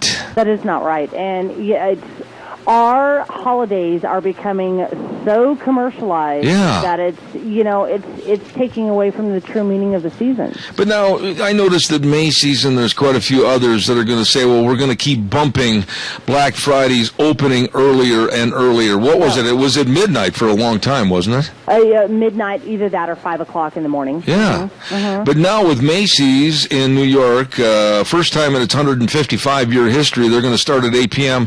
How much do you want to bet that next year it might be 6, then the year after that it might be 4, and then the year after that it might be 9 o'clock Thanksgiving morning? Well, here's the deal. Don't go. Yeah. Don't go. And the retailers will understand, you know what? We want time with our families, and the workers want time with their families. This is what the season is all about. Hey, great if you want to have your sale, but just, start it at like noon, start it at like 5 and run it till midnight, whatever. But, I am not going to go, and trust me, I love shopping and I love sales, and I am the clearance rack queen, I tell you what. However, I really am.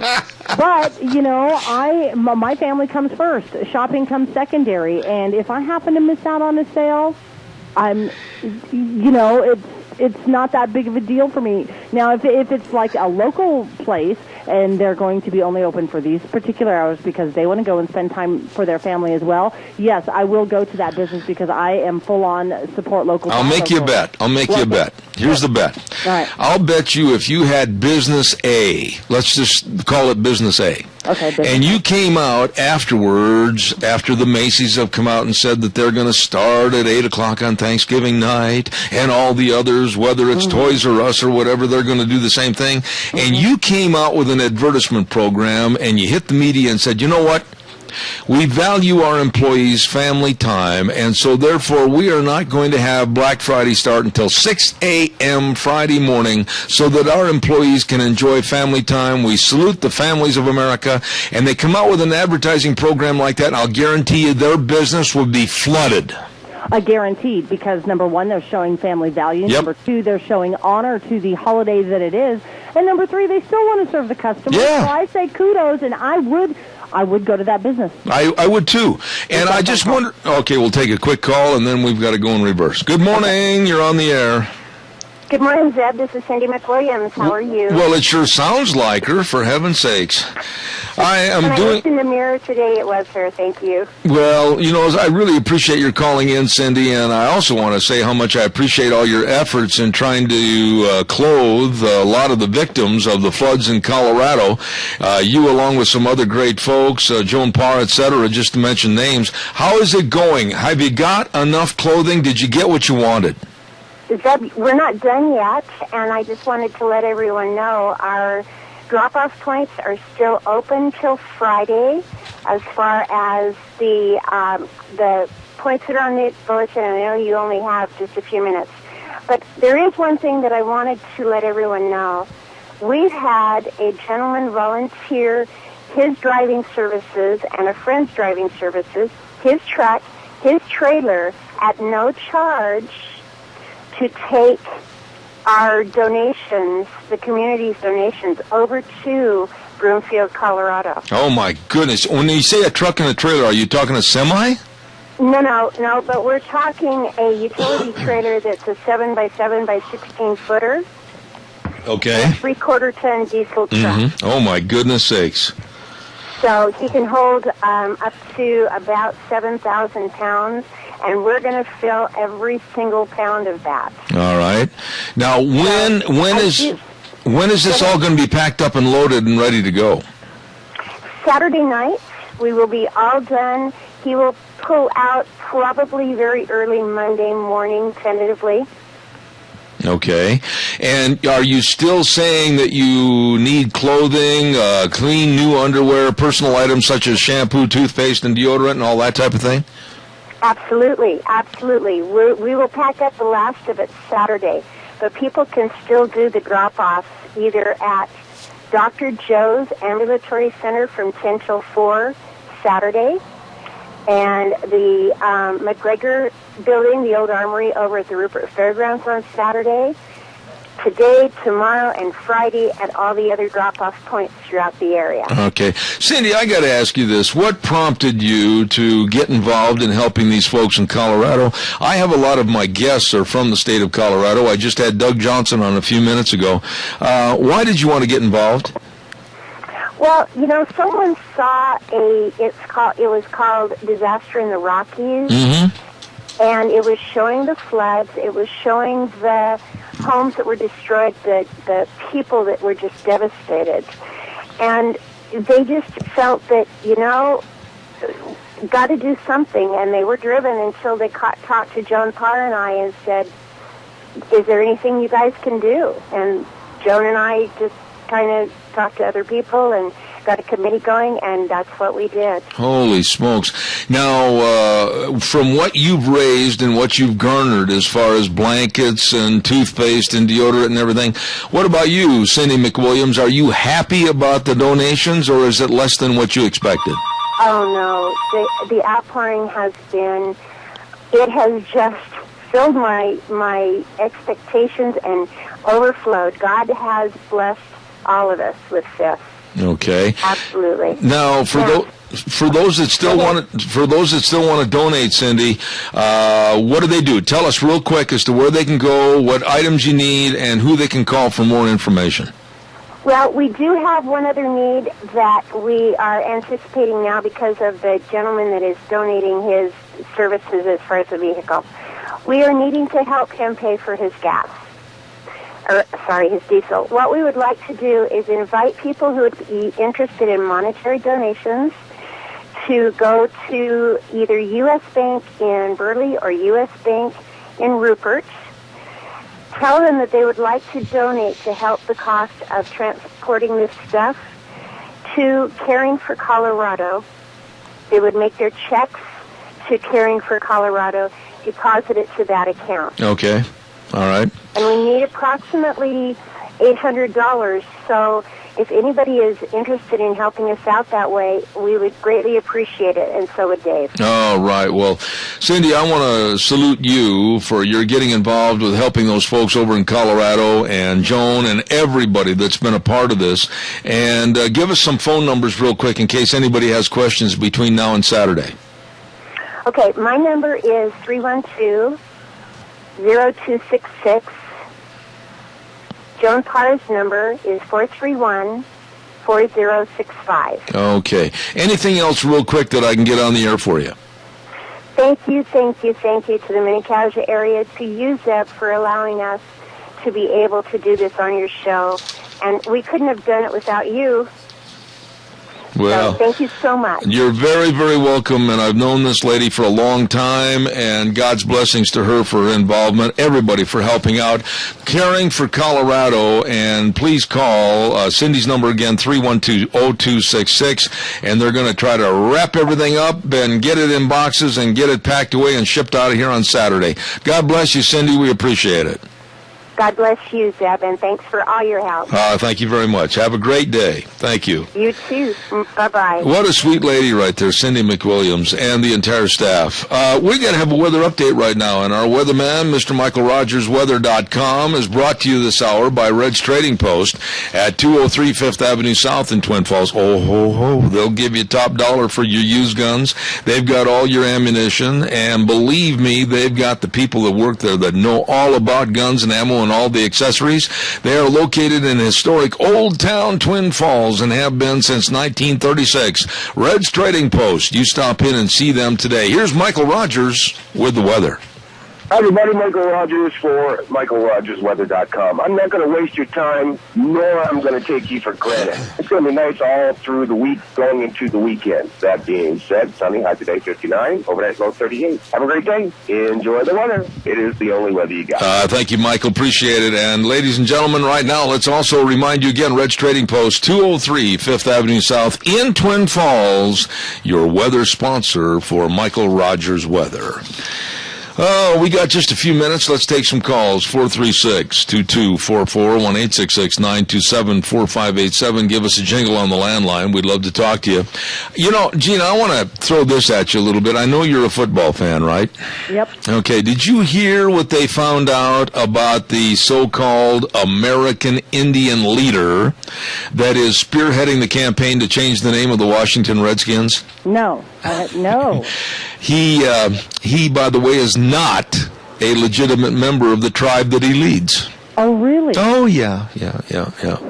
So he's not a card-carrying member? No, he is not a bigwig in the Oneida Indian Nation, and quite frankly, he's not even technically an Oneida Indian, and according to one report that was turned out, he is without a drop of Oneida blood in him. So why should we give him any credibility? You know, that's the thing. Regardless of the situation, I am sick and tired of hearing people say in political correctness, oh, Redskins, why, that's terrible. We've got to change the name. It's been the name of that team for over 80 years. Yeah. Why all of a sudden have a mere pittance? A handful of people have come forward and said, why, I'm offended by that. We've got to change that name. You know, I give no credence to these people. I certainly don't have respect for these people, when at the same time they're not going after the Florida State Seminoles that I talked about the other day. And the reason they're not going after the Florida State Seminoles college football team is because the Seminoles make too much money. Yeah, and they said, oh, heck no, we're not going to change it. And so good for the Seminoles for standing up for that. Yeah. And for, Florida being able to keep their name. Now, when it comes to the NFL, I don't think that the owner should bow to political pressure. I think it's going to happen, though. I really do. I'm very fearful of what's happening to Daniel Snyder, the owner of the team. Mm-hmm. I'm very fearful as to the rest of the owners saying, hey, wait a minute, we don't want our image hurt anymore in the NFL. We don't want to take a chance on, we're already suffering through a purported injury devastation in the media. We don't want to have anything else offend the general public. So, Daniel, they're going to kind of bend his arm a little bit, and I'll bet you that the name is changed next year in 2014. Well, let's hope not, and I think maybe we should be writing letters in support of the Redskins. Well, I'm going to do more than... I don't think that they're honestly getting enough of those. Maybe they're just getting too many hate mails. I agree with you, but I'm also, in my form of protest, going to go to a sports shop and buy a Washington Redskins jersey, and even though I'm not a fan of the team, I'm going to wear it in support of the freedom of speech and the First Amendment for these people to go ahead and celebrate the team, the moniker, and the logo that they've had for over 80 years. I agree. All right. Anything else cooking for this hour? No, actually. I just had the entirety of the Times News walk in here. The only person they didn't bring is the doggone printer. Where's he? How come you didn't bring him, for heaven's sakes? Travis evidently felt like a lone tree in the middle of a forest, and he had to bring everybody with him as armed security. He's got his own posse with him. Everybody came in with a loaded .38 under their arm, including this lovely lady by the name of Autumn Agar. And they're going to nail me to the cross this next hour, or so they think, as we talk about the Times News and all their relevancy in the media. It's going to be interesting. It'll be a good conversation. Yes, it will. Do you have any special questions you want to throw at them?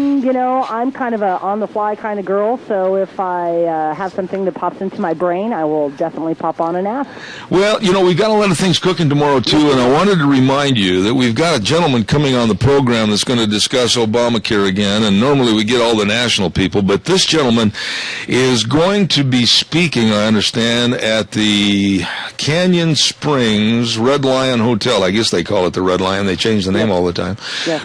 That's going to be tomorrow night, October 17th, and they're going to have that at 7 p.m., and his name is Dr., and I'm looking quickly here, Dr. Michael Ritzy, I believe it is, and he's going to present a closer look at Obamacare, the devastating effects so far, and kind of a frivolous effect so far of Obamacare and how it's been implemented. That's going to be tomorrow night at 7 o'clock. Did you, I was actually perusing on the web where the website failed again. It crashed again. Yeah, I think, what was it? There was one person that got on the website for Obamacare. What was it, in the state of Arizona? One person was able to get on. Boy, that's a massive success, isn't it?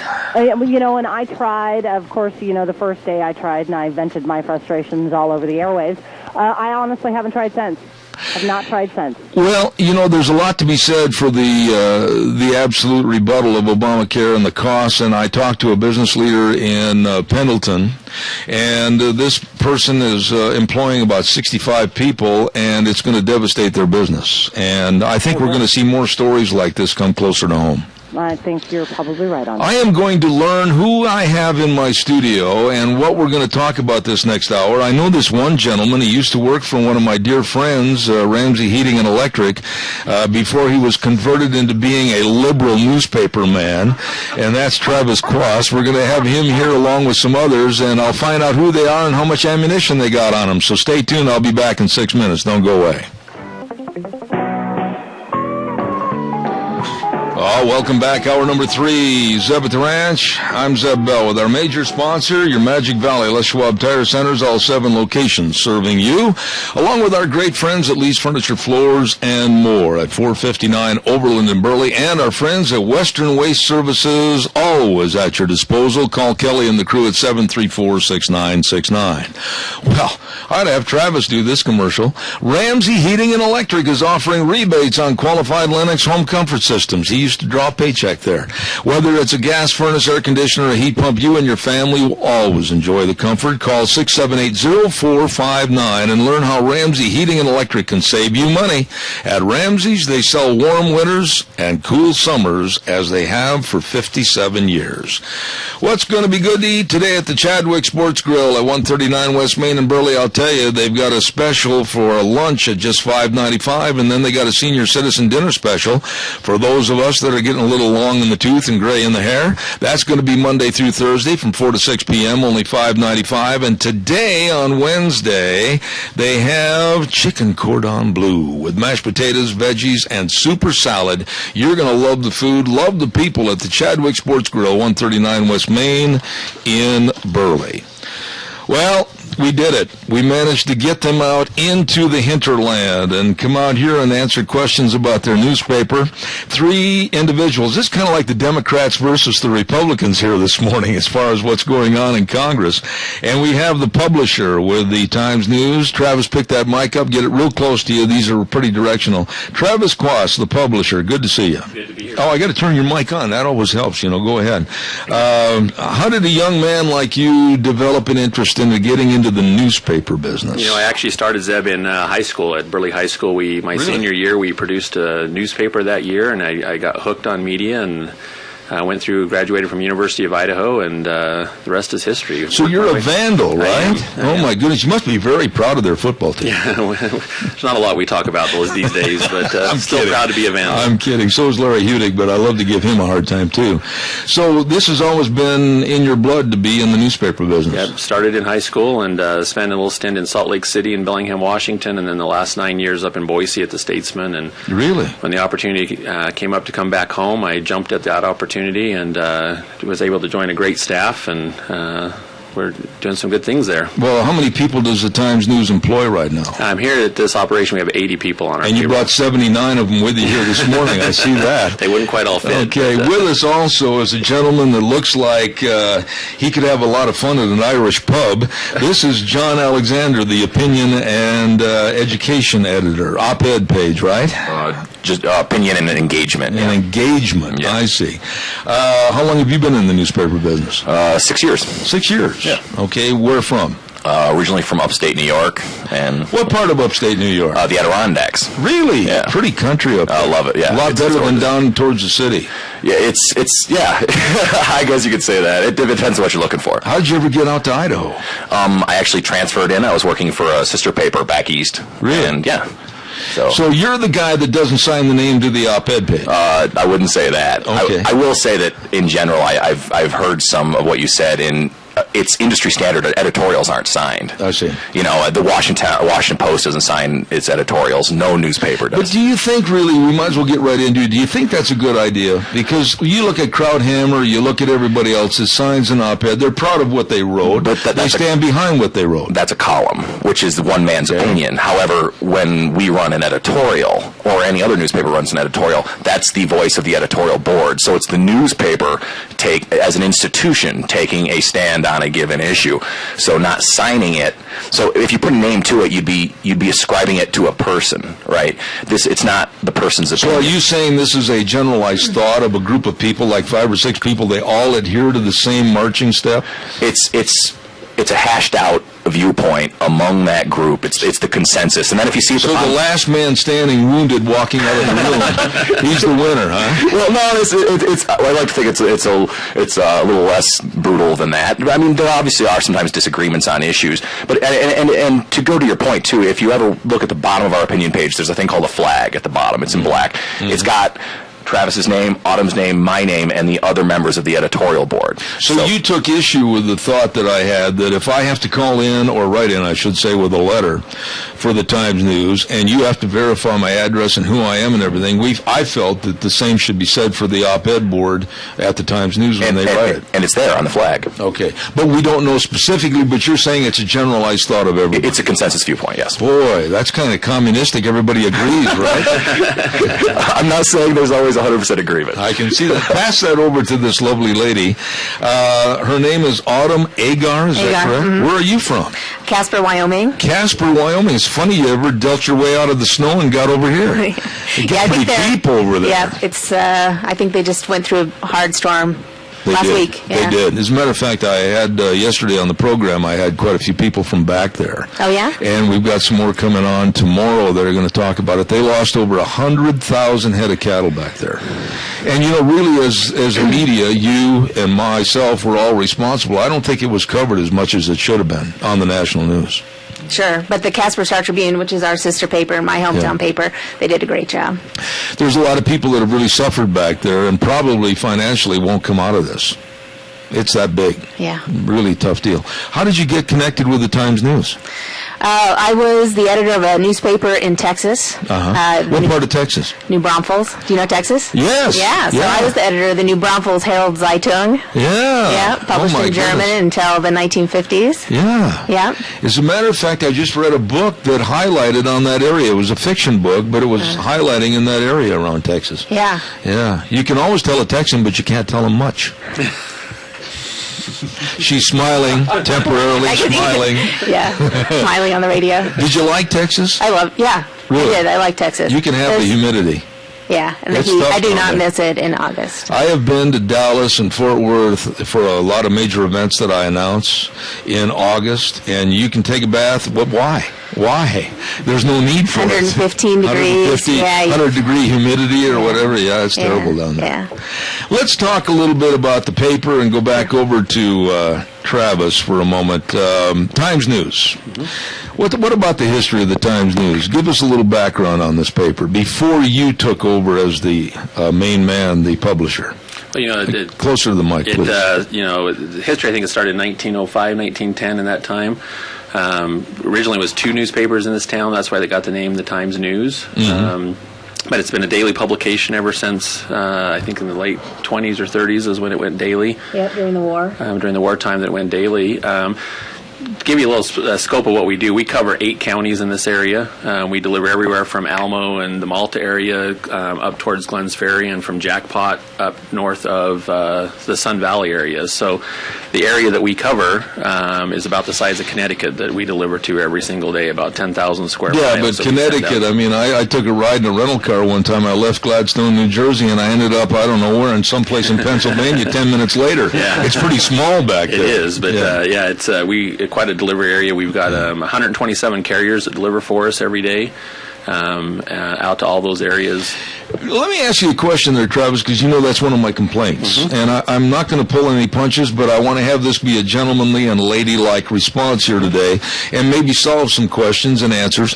We live in a rural area. And I'm a ranching family, along with owning part of this radio station and having this program. I get up at 4 o'clock in the morning. My day starts at 4 o'clock. As most of my neighbors in a rural locale with farming and everything else get up very early. A paper that's delivered at about 7 o'clock in the morning is worthless old news to most all of us. Why can't we get the paper delivered like we used to at about 4 o'clock in the morning? Yeah, Zeb, it's a fine balance, and it's something something we've just made some changes this summer over.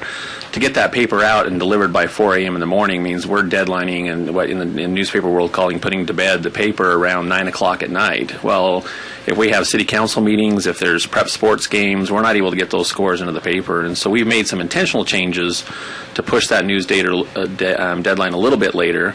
Where we print around midnight is when we start printing the Times News, and then our goal is to have it in carriers' hands by 3 a.m., and then our stated delivery time is 6 a.m. And we know we've had some challenges, and we've made some changes with our carriers getting those papers out on time, and we're working through those issues. Well, this morning I had an issue with it because it didn't come till 6:45. Yeah, saw you called. And to me, that is way too late for me. I need that information on the markets and everything else. For the paper to be a good utilization for me in my business, it has to get there earlier. Yeah. So 6 a.m. is our stated deadline time during the week days, and 6:30 on weekends is our timing to get that delivered. So we know we've got some issues out there. As we've changed this process and pushed things later, we've had some carriers that used to maybe deliver 2 or 3 routes for us. They've shrunk down. So is it hard to find good carriers? Typically not. I mean, it's quite a job. They work 365 days a year. We put a paper out every single day. Snow, hail, rain, whatever. Yeah, like the post office. We do more than they do. We deliver 7 days a week. Yeah. And it's usually a 3 to 6 a.m. job. So a good job for people that are looking for that part-time job. But it's not a job for everybody. So I think I wouldn't get upset if there was more uniformity in the time that it was delivered. And I mean, by the time we traipse back and forth trying to get the paper and trying to get my other job done in the morning, as with my neighbors that want to get up and go to work, I mean, uniformity is really the key. And that's really what we're shooting for. And this process we changed at the beginning of September. We're actually installing some new inserting equipment to help us in that process, bringing some jobs back out of Salt Lake City that we were having our weekend package put together there and going to have that work done. So you ship out a lot of work to another location? It was being done. We've now brought that work back to Twin Falls. We just didn't have the capacity to put all the inserts in the Sunday paper, so we've now invested in some equipment to allow us to do that, and that's been installed this month. So the whole goal is to have that consistency, and so we can put that paper out every single night. Then the carrier can know when they show up. It'll be there at 2:35 or 3:05, depending on their pickup location. Do you feel, as a publisher of the paper, that the Times News has the drive that it used to have? Do you have any competition that's driving you to try to do better? I think we have competition all over the place. Anybody that's sharing news is a competitor of ours. I think we've got some.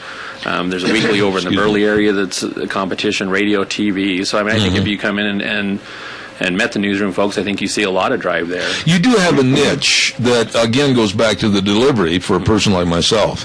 If I read your newspaper early in the morning, let's say that I was getting it, let's say 5 o'clock in the morning, a lot of the local news and a lot of the news stories, whether it's about my good friend Butch Otter or whether it's about Dean Cameron or whomever, I could utilize that in working it into perhaps some of the guests that I have on my program.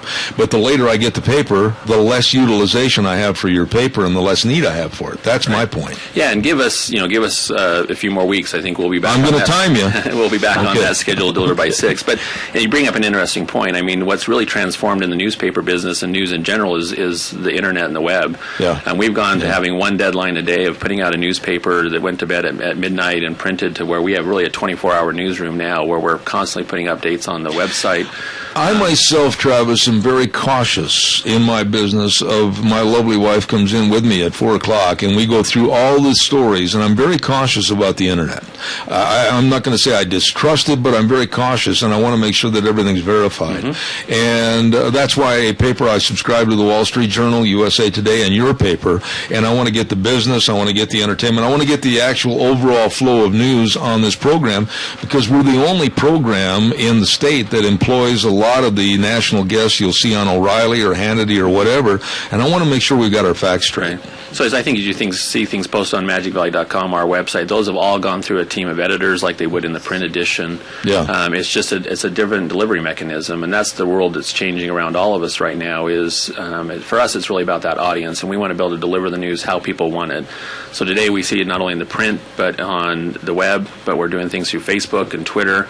If people want the content, we're going to deliver it however we can to them. Let me get down the line here because these other folks were gracious enough to come out here. John, let me ask you on the op-ed page, would you argue with me and say that the news media in general and print perhaps in the forefront, has really changed to a more liberal stance over the last 10 years? I don't think so, no. You would disagree with that? No, I think it runs the gambit, to be totally honest with you, yeah. You think there's a fair and balance there? Well, is it fair and balanced or honest, I guess is what, I think you can find, it depends on what you're looking for, and I think people nowadays are looking more for news that speaks to their belief systems. I think that's what's going on, more than anything. So now people are more attuned to labeling liberal or conservative at news media. I think it'd be fair to say that Fox News goes to the right, MSNBC goes to the left. I don't think that, and you can do that in print media as well. The Washington Post leans left, I think, in general, on their editorial page, but the Wall Street Journal goes the other way. And they're both absolutely viable outlets. And I think that you can get what you're looking for. I think maybe that's where we're headed, is people want news that's tailored to their political beliefs. I'm not going to say that's good or bad. I think that's what's happening. Well, let me ask you this, and I know you took some flack over this because I saw some of the letters to the editor, and then I also commented on my show. You ran an editorial not too long ago where the blame was put on the Idaho lawmakers for this mess, etc., and then you put on the Sunday paper, I believe it was, a picture of a beard-gutted, no-shirt-wearing skinhead with a kind of a camo hat that was... I took it as reflective of the Tea Party and people of a conservative nature, and I wasn't the only one that felt that way. I do, but I think people are being a little extra sensitive. Are you telling me that I'm sensitive? I think you're a little, yeah. I've never had that said before.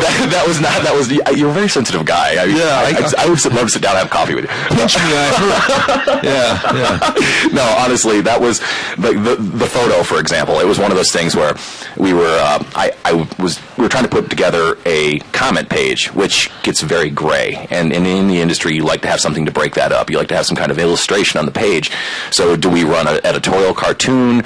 What do we run? So I was looking for, we were looking for an image when we were putting the opinion page together. Would you agree, though, John, that there has been a labeling, there has been a pigeonholing of certain groups, Tea Party, whatever it might be, and there's been an image put out there that the news media has really tried to perpetrate? Well, I think that works for all groups. I think we create groups as a species and as a society. I mean, I've heard you say the word socialism, socialists. I mean, you're doing the same thing. You must be listening. I like that. Well, but you're doing the same thing, aren't you? To a degree, I guess you're right. But I think the print media with that caricature of that person on that page, it right away gave me the idea that there was a Tea Party atmosphere to the comment. See, the reason I liked that photo was because he had the preamble on his arm. Yeah, that's what I thought it was, because that's what the discussion's about. Yeah. It wasn't about, we got a lot of comments that were trying to stereotype rednecks. That's not what it was. He had the preamble on his arm. I thought it captured it. That's simple as that. It's a good answer, and I appreciate the way you answered that pigeonholing. Let's get to this lovely lady over here, Autumn Agar, editor of the newsroom. Basically, what does that mean?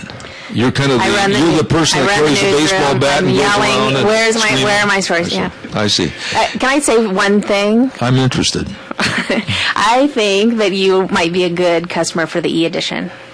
So when we post the pages to the press, we also send it. It's a replica of the newspaper that goes on live on our website at 2 a.m. Every morning. So you could click on it, and it looks just like the paper. I'm a creature of habit, though, Autumn. Look at this. I cut everything out, I know, and I and save so you'd everything. have to change. Yeah. I'm an old dog. I am offering that's an option for you. But now, you're the person, basically, that makes sure that paper is put in the proper fashion every day before it goes to press? Yeah, so every day I come in the morning, I call all the reporters into the room, they pitch stories to me, I say, that's a story, that's not a story, that's something people will be interested in. I try to be out and about in the community, listening to what people are talking about, and if people are talking about it, we should be talking about it. And then the other decision I make, besides hiring the people that we have in the newsroom, is where does it go in the paper? I want to back up on the discerning of what stories go in and what don't. Yeah. How do you make that decision, though? You said whether it's newsworthy or not, or whether it really affects somebody. Sure. You're kind of being the judge, jury, and executioner on that? I listen to other people, feedback. But yeah, I make the final decision on that. On every section of the paper, whether it's the national, whether it's the food and entertainment or whatever. Sure. Okay. So we have a meeting at 3:30 in the afternoon, and the Associated You've allowed Press. some lousy sandwiches in that paper. I'm kidding. I apologize for that's all right. whatever recipe you did not enjoy. It doesn't seem like one person should really be able to handle that job. That's a pretty big, extensive job, isn't it? It's a big job. Yeah. Are you getting enough money? There's where she stopped. You see that look she gave me? No, but really, it all boils down to kind of your opinion, though, doesn't it? Oh, yes. Okay. But I think a lot, that's why I said I try to spend a lot of time out in the community, talking to people, listening to people, and my job, it's not about me. Okay. And I'm not going to lie and say that, I'm really interested in that, what's going on in Kurdish Iraq. So, yeah, I want to run that story. Would you agree, as basically the editor of the entire newspaper, making sure everything's put in place, that we've seen a change in priority of this valley? It used to be an all-agricultural valley, and we're seeing a transition. Would you agree that we're seeing a transition of thought, word, and deed here? What do you mean by that? In publishing or in the actual economy? Actually, the economy and also the lifestyles. It seems like it's trending away from the backbone of what made this valley famous. Ag. Yes. Yeah. Well, I guess it's trending toward manufacturing, right? Which on some level is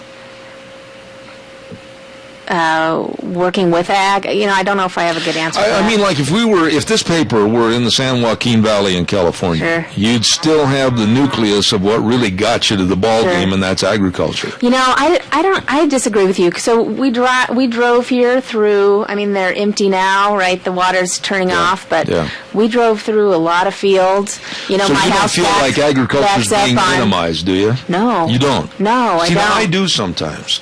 And I think it's sad. I think that agriculture is being minimized somewhat to the point where it doesn't have the respect that it used to have. I disagree with that. I think that people are starting to really plug into where their food comes from. I think people are more interested in that than ever. But don't you think that on the whole, caller, I'll be with you, and just when you hear a cow, it means I have a caller. It wasn't anybody that had a gas problem or anything else. It's the call. But I'll be with you in a second, caller. But I think that on a national level, we're seeing a disrespect for agriculture and a diminishment because it has only such a small percentage of people involved. Sure. And we feed the world. Yeah. And I think there needs to be more to highlight those people. That's my opinion. I will say that I got here and we didn't have an ag section in the paper, and that surprised me. I know we had shut down the Ag Weekly had gone online. Yeah. So that was something that we made a priority to. We have a 6-page ag section in the Sunday paper that Michelle Matthews edits. She's my neighbor. She's your neighbor. She does a great job. Yes, she does. Little red Volkswagen. Goes by 100 miles an hour. Caller, good morning. You're on the air. Good morning. Yes. I have a question or maybe a complaint. We're taking a lot of those. Go ahead. When I've been interviewed, they always tell me that they're going to go to an environmental group to get the opposite view. And I say that, this seems to be not always the way things are done. And as an example, I can go to the deer and elk suspected of spreading noxious weed seeds. Last week, the story in the paper, they didn't go to anybody else for any other views. They just say it's deer and elk suspected of spreading noxious weeds. And they don't always go to somebody else for the opposite view. I'd like to hear what they say about that. All right, I'm going to put John and Autumn on with that answer, and then I've got to take a hard break at the bottom of the hour. Please go ahead, Autumn. I apologize. I couldn't hear him very well. One of my transistors must have quit, so I apologize. He was basically saying when he's been interviewed, it always seems like the person that did the interview had to say, well, we appreciate your comments, and we'll go get an opposing viewpoint on that. Sure, and he was specifically talking about the weeds. Yeah, noxious weeds being spread by the elk, and then also over the wolf issue and other things. Sure, and and that is the the role of the journalist to try to get both sides in the paper, and I think that's what people want. And then so you're a news consumer, you're a reader, you want to read both sides, and then you decide for yourself. Do you try to do that with every story, though? I guess it depends. The pro and the con of every story? Sure. I think seems to me that'd be a little tough. Yeah, I mean, sometimes, I guess I could think of an example where you wouldn't want to run, I can't think of a great example right now where you wouldn't want to run the other side. I think we usually do. John, did you have something you wanted to add to that? I think what you do is, a lot of people have comments on a lot of things, right? Yeah. So you do what the best you can do to get the facts, like especially like government-funded studies, something like that, where okay, this is or academic studies. This is a strong data set from an apparently objective source. I want to come back after this hard break at the bottom of the hour, and I want to go after his question a little bit more as far as the wolf issue is concerned. If we could, we'll talk about that a little bit. Right now, let's send it back over to our main studios. We'll be back in 3 minutes with more, and so far it hasn't got bloody or rough. Times News.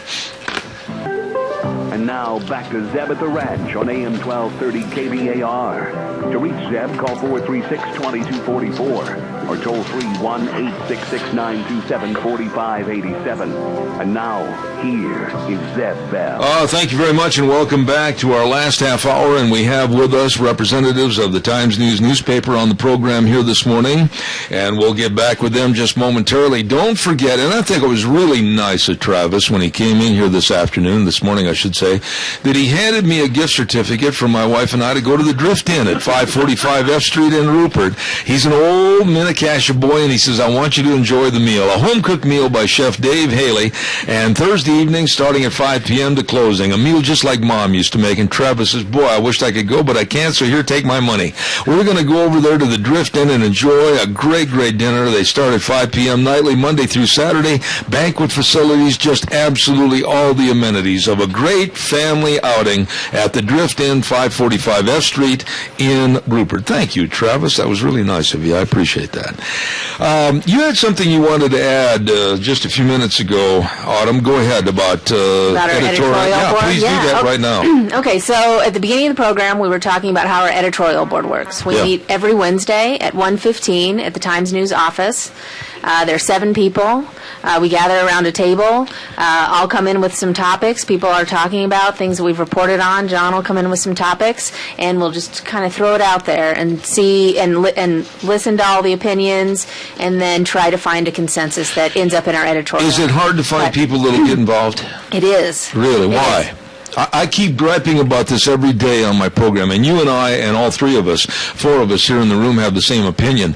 People have got to get involved, whether it's politically or whether it's with their job or their school district or whatever. It's hard to get people to get up and get involved. Yeah. That's a scary way to put yourself out there with your opinion, your political opinion in your community, and what if people disagree with you? Yeah. That's something that's something I've never feared on this program. What I did want to say is we do have an opening on that editorial board, and it sounds to me like you have a politically engaged audience, and I would love to put my contact information out there if that's okay. Go right ahead. And sure. If anyone's interested, it's an 18-month commitment, once a week. You don't have to do any writing. You just have to come with ideas and with an open mind and a willingness to engage in the conversation. Certainly. So my email address is aagar@magicvalley.com. You can email me. You can stop by the newspaper office, which is 132 Fairfield Street in Twin Falls, or you can call me. It's 208-735-3255. Very good. And if you want to throw that out a couple more times, I would appreciate that. Write it on a piece of paper, and I'll hit it on the program. Caller, good morning. You're on the air.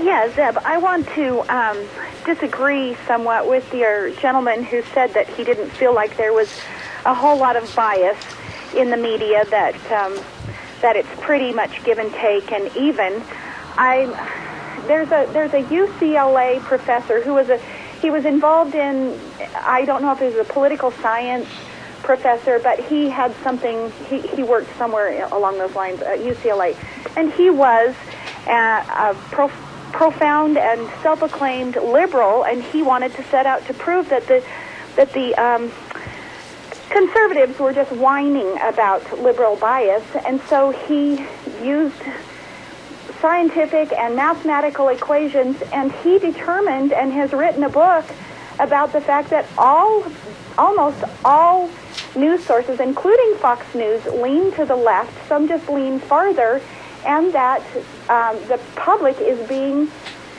so very, very influenced by that left leaning. And I don't think that exempts the Times News. I think the Times News is just as left leaning as some of those rest of those. I don't think that there's any real quote unquote fair and balanced. Let me direct that question, and I thought you stated it very well. I'm going to have John Alexander go ahead with a response to that, and I want to say thank you for calling in this morning. I'll have him answer it over the air, okay? Okie dokie. Thank you very much. John? Again, I haven't seen the study. I'd need the name of the researcher. I'd really like to see it. However, I would take... I wouldn't say Fox News leans left. I don't think that's being reasonable.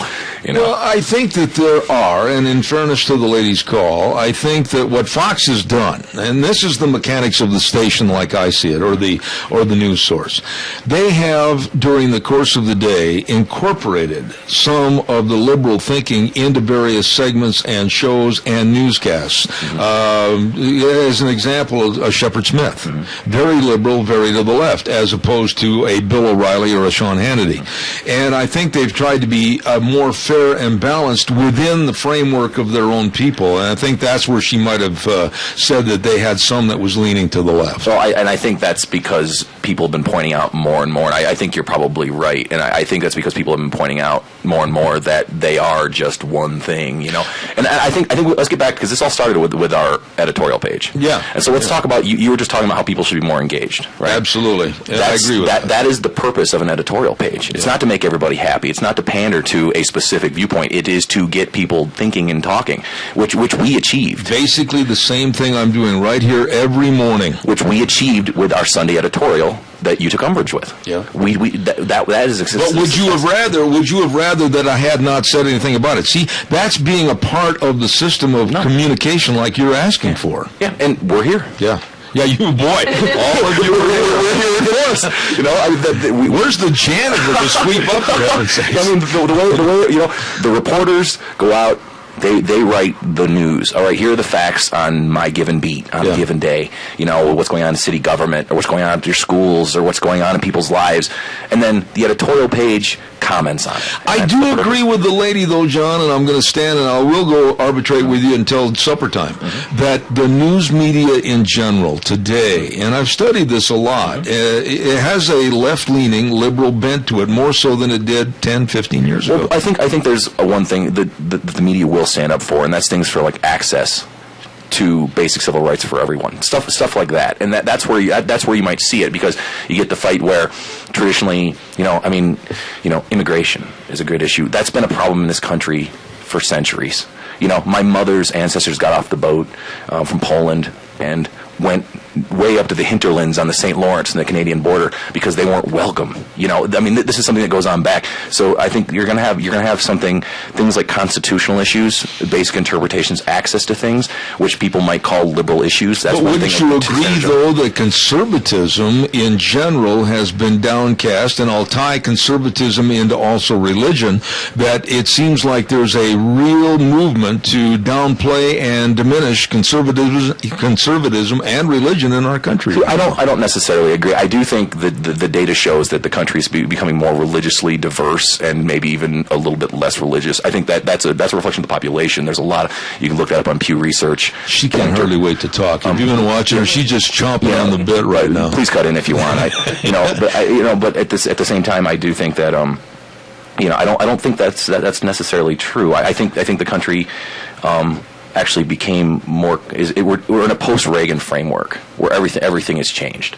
All right, Reagan now, what you would call liberals today, wouldn't be liberals in the 1970s. Because they're still talking about the taxpayer. That's Reagan's big. Let's equate this, though, all three of you, and caller, I'll be right with you, to the immigration problem. Okay, I'm still going to call people that come across the border into this country illegal aliens, because that's basically what they are. No problem. You look in the dictionary. If they're here illegally, they're here illegally. If they're not a citizen of this country, they're an alien. There's a big debate in the industry right now. AP wanted that changed. The New York Times said no. That's right. I agree with you. But what I'm saying about immigration is we have reached a point right now where our borders are so porous like Swiss cheese. And this administration, especially with the Obama administration, hasn't done a thing. When you look at where they put the people they said they were going to put on the border, they put them in office jobs. And there's nobody more patrolling the border than there was 5 years ago. We've got a real infiltration of people. We don't know who they are. We can't afford more of a drain on our welfare system. We don't have the jobs capable of supporting these people. And it's a poor little old fat white guy, me, that's having to support them. And I personally think we ought to go on a quota system. I'm not going to argue the greater tenets of immigration. No, but it's a point that we need to discuss because it's a point that appears on your op-ed page. And I think that's reasonable, but couldn't you say that the system is also, our immigration system might be a little broken? I mean, there are people here that want to... When you use the word broken, though, John, how are you defining broken? You think we ought to let those people go to the head of the line and come in against somebody else that stood in line for 10 or 14 years? I'm not sure how I think. I think it's complicated. See? Well, we're having a good discussion. Fair enough. Okay. I appreciate your comments. Caller, good morning. You're on the air. Am I on, Zed? I hope so, because I'm talking to you. Okay, good. Mine is a complaint, and I live in Burley, and I have a cattle ranch up in Albion, and I get up early in the morning, and for over a month, I'll go 5 days at a time and don't even get a paper. Today it came at 8:30. Sunday I think it was 10. I called the service department and they say, well, you don't have a courier. They're quit. And I go, well, that was like a month ago and it's still going on. And they said, well, we just use people when they finish their route, they'll start yours. Like I said, for days I don't even get a paper. And when I get it, it's not a morning paper. I like to get up in the morning, have a cup of coffee, read the paper, look at the livestock sales, and see what's going on. And I got so mad about I think it was the 7th of October, I called in and said, I usually pay annually, and I told them when my subscription is up, I just want to cancel. I hate to start my day mad every day because I get up and get out there and there's no paper. You sound just like me, but I'm going to have Travis respond to that as he talked about it earlier.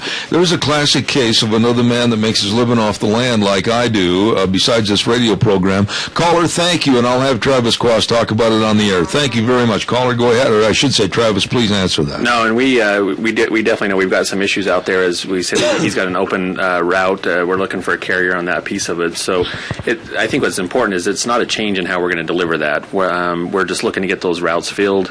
Our goal is to have those delivered by 6 a.m. We know we're not perfect at this point, but as we work the bugs out of this new system, we'll be back on track. Let me ask you a question, Travis. With better communication between the recipient of the paper and the deliverer of the paper, you, how can it be minimized to the point where persons like me and this caller aren't going to be outraged and mad all the time, and we understand that there's a transition that hopefully things will get better? Yeah, and I wrote a column a month or so ago that talked about that. But it's I remember that, yeah. Interesting. We put a note for the first time, I think, or not the first time, but about the BSU game when it was a late game. Yeah. And we said, hey, your Sunday paper may be a little bit late because we're going to hold the paper to get that score.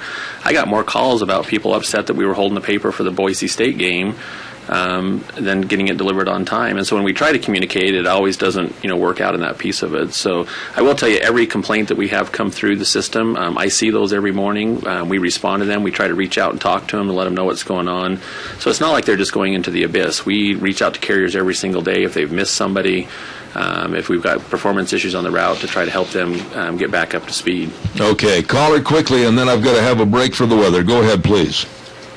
Yes.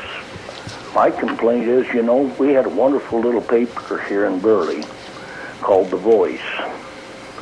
It was a good paper. I read it front page to the back page every day that I got it, which came out once a week. Now you guys have taken it and you've made it a copy of the Times News, and it isn't fit to read. You've left out all the local issues, all the local stuff that happens, and that's what I'm primarily interested in. I get the Times News. I've been getting it since I was probably 7 years old. I didn't take it, but my folks did, and I've had it ever since. And I read it every morning. If I get it in the morning, sometimes I don't. But usually I do. They're pretty good about my deliveries. Okay, well, I'll tell you what I'm going to have. Usually when I get done reading it anymore, and I'll say the last probably 7 years, I've wondered every morning, why do I take this paper? All right. I will have them. It makes me mad. It's a waste of my time to pick it up. I will have them respond over the air. Yep, I will have them respond over the air. And Travis, I guess that's a question for you. He's unhappy about the transition, and I've heard a lot of people say that in regards to not having the local interest and flair that it used to have. How would you respond to that? First of all, we took it over the 1st of September. I think we've actually added a reporter down there. We've now got 2 reporters working in the Burley area, Minnecasia area. I think the big difference there is, Zeb, is when news happens, we were both going to cover it. The Voice was going to cover it, and the Times News was going to cover it. Now we have that efficiency of having one reporter covering it. And yes, you are seeing that same byline, but we are working hard to have content that's unique to that area. One of your callers on Monday, I think, said that we left out all the obituaries and missionary people a week ago, and those were things that just weren't submitted to us. We haven't intentionally changed. You look at this week's edition, we've got almost a full page of missionary content in there, so it's as people submit that stuff to us. So we're very committed. We didn't buy that to shut it down. I'll state that clearly. We saw a need to be able to serve that area better over in the Minnecasia area. Okay. And while we do have some duplication with Times News readers, we have about 4,000 subscribers in the Minnecasia area that take the Times News. We distribute 16,000 copies of the Voice weekly, and so there's another 12,000 readers that don't see that content in the Times News. So it's a real big balance for us of, if we do completely unique content, then we're leaving out other news that they haven't seen in the Times News. And so it's something we talk about almost on a daily basis of where we're looking to take that.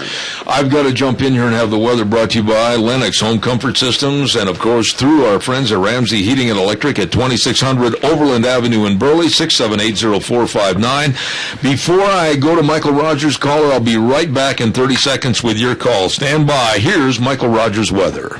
Hi, everybody. Michael Rogers for MichaelRogersWeather.com. I'm not going to waste your time, nor I'm going to take you for granted. It's going to be nice all through the week, going into the weekend. That being said, sunny, high today 59, overnight low 38. Have a great day. Enjoy the weather. It is the only weather you got. Thank you, Michael. On behalf of Lennox Home Comfort Systems, through our dear friends at Ramsey Heating and Electric at 2600 Overland Avenue in Burley. Caller, good morning. You're on the air. Yes, because you're in the positions of influence, I was just wondering, do you believe in man-made global warming, and did you vote for Obama both times? And if you could all answer that, I'd appreciate it. Thanks. Okay. Now, there we go. We're going to go around the table, and we're going to find out who the ones are that I'm going to chastise on my program. The man asked an honest question. Did you vote for Obama both times? And do you believe in global warming? That's a couple of interesting topics right there. Travis, I'll start with you. And essentially women. I need you to get real close to that microphone. I say in essentially one, no, I did not vote for him both times. And I think there's the climate's changing. I don't know that we know for sure where that's all happening. Winters still get pretty cold around here. The thing that I've always said, and a young man told me this months and months ago, and he's right, God has his hand on the thermostat, not man. And I think that when you look at the situation as a cyclical type thing, we can go back in history as long as there's been records on weather, and we can find these cycles that have changed drastically from way back to the 1400s. And I would agree with that. I think we just got to be careful that we do take care of this great plan that's been given to us. So that's a good answer. I'm going to put John on the spot. He looks like the Plato of the bunch. He worries me a little bit. What's the question you want to know I voted for? Obama and climate change. I voted the same way the rest of my generation did, so yes, I did. I voted for Obama. So we can blame you for everything that we've got right now today. Well, I guess that's but really, when you tear things apart, though, John, and whether you voted for him or not, that's your right as an American citizen and my right to vote against him. But when we analyze what's happening in this world, and we analyze how an administration reacts to various problems and the things that come up during their period of tenure as office, we've got a lot of things that have have fallen apart in the last 8 years. Granted, and I want to. This is a good time to bring this up. The media is really going after the White House right now for the prosecution of leakers and the level of secrecy. And so I don't think it's fair to say that the Washington media is just in his pocket. I mean, they're all over the White House right now. And I want you to answer this, and I also want Amber to answer this, because Autumn, pardon me, I did not mean to do that. I think that with all the scandals and all the news stories that we've had, and you must have had a lot of picking and choosing over your desk over the last 10 to 12 months, whether it was Benghazi, whether it was the IRS, whether it was the First Amendment scandal, whatever the scandal was, Fast and Furious. Now all of that has been overwrought and overcome because of the debt scandal and also the debt ceiling stories. And it's a shame, because I still think there's a lot of answers newsworthy of journalists to pursue on these other scandals. Well, actually, I think this is actually where one place. If you look at the poll data, the most recent poll data came out on Monday. The Washington Post and the Wall Street Journal both kicked out polls, and Republicans aren't doing well right now in the polls. 74% don't think very highly of House Republicans. Yeah, but then also in comparison, though, Obama's down to 36%. Approval rating, however, his handling of the situation, I think, is at 54% disapproval, or 56. What I think the issue is Obamacare had such kind of a clunky rollout. That would have been the story had this not been going on. I agree with you, but there's also a lot of other answers to those other scandals, if you will, that should have been answered for the American public that got pushed underneath the rug right now. Do you agree? There's only so many reporters. I think it is a matter of boots on the ground. But let me ask, let's go to Autumn on this, because I want to know, do you think that those stories, which I think are still newsworthy, and caller, I'll be right with you, have a chance to come back and revive themselves, because myself and other Americans want to know the answers? Sure. Yesterday, this isn't about Benghazi, but yesterday we were looking through our Associated Press budget, and we all, since the shutdown, you'll notice in our Nation World section, we focused on the shutdown, because it's important. It's very important. But, I was looking at other stories, and I said, we need to get Syria in there. People can't forget that's happening, and so it's important not to forget there are 1,000 other news stories out there. Caller, good morning. You're on the air. Yeah, I have a complaint, a couple complaints. I'll go ahead and say them, and then I'll hang up and listen to them. But okay. I don't have a son that plays any high school sports, but I like to keep up on them. And they print the heck out of Burley's games, but they say not one thing about Minico. Burley's playing 3A teams and beating them, and that's not very big news to me. I'd let them play Hagerman and see how they do. But anyway... And then the window player called the Deco player a butt sniffer, and you guys printed it. That's a little bit immature. Let me have them answer it, because I'm running out of time, sir. I'm going to have Travis perhaps or John discuss that just a little bit. There was a lot of discussion about those comments in the paper regarding Burley and Minico. How would you respond to that real quick, Travis? Yeah, I think that was a column by by Ryan that did that column. Again, I think it was his opinion at that point. Back to his question about us covering all the sports, we've got, 14 or 15 high schools in this area, limited resources. Yeah. So again, it is a priority that, we look, and I can guarantee it's not because I'm a Burley High graduate that we're not covering Minico. So, but in regards to the man's some of the use of the language within the story, which might have been an incendiary type thing to make people dislike each other, what did you think about that? We read that before it went in. I mean, it was definitely listed as an opinion piece from him, a column from him. There's a big rivalry there, and so we didn't see an issue with it. Okay, I wish we had more time. Do you realize this hour's almost over? I've got to get a commercial in here from my major sponsor and caller. I'll be right with you. Stand by. Don't forget a great big tire sale going on at your Magic Valley Les Schwab Tire Centers, all 7 locations, with the best in tires, whether it's for your car, pickup, or SUV, like the Wildcat AT2 on sale for just $117.15, smooth, quiet ride. And for the cars, how about the Ultra Z900? Oh my goodness, what a great tire for your four-wheeled wonder. Check out all the brake service, front-end alignments, and shocks and struts, everything along with a lot of the custom wheels on sale at your Magic Valley Les Schwab Tire Centers, with Dave on Blue Lakes and Twin, Mike and Buell, Mike and Jerome, the Twist family and Paul, Lane and Rupert, John on Poline and Twin Falls, and Randy on Overland and Burley. The best, your Magic Valley Les Schwab Tire Centers. Call it quickly, 1 minute left. Are you there, caller? Yes, I'm here. Russell, this is Russell. Yes, sir. I am calling about my delivery. Yes. I have been with this field paper for ever since '73. I am a disabled veteran, and I cannot get my paper delivered at 7 o'clock in the morning when I have my breakfast, and I like it on the left-hand side of the door. They place it out in the middle of the lawn. They don't put it where it's supposed to be. I tell you what, I'm almost out of time, Russell, but I just had word from Travis Quast, the publisher, that if you'll call him at the Times News, he will personally take care of it. I know this veteran, and he is a decorated war hero. 3 times with the Medal of Honor and a Purple Heart, and he's a gentleman that deserves, I think, A1 treatment. So, Russell, if you'll call Travis, or I'll give you the number of Russell, and you can get a hold of him, okay? Yep. Great. Thank you. We'll take care of it. I hate to run. I really do. We got to run time commitments. I've got to go to ABC News. I want to thank Travis Quast, Autumn Agar, and John Alexander. You got to come back. I'll tell you what, we had a good discussion. We didn't even get through a tenth of what I wanted to cover this morning. So if all 3 of you would come back, I'd sure appreciate it in the future. We'd be happy to. Absolutely. Okay. Thank you very much, Times News. Tomorrow morning, we'll ride the horse again at 8:06 for 3 hours, the way things were, the way things ought to be. God bless. We'll see you tomorrow right here on Zeb at the Ranch.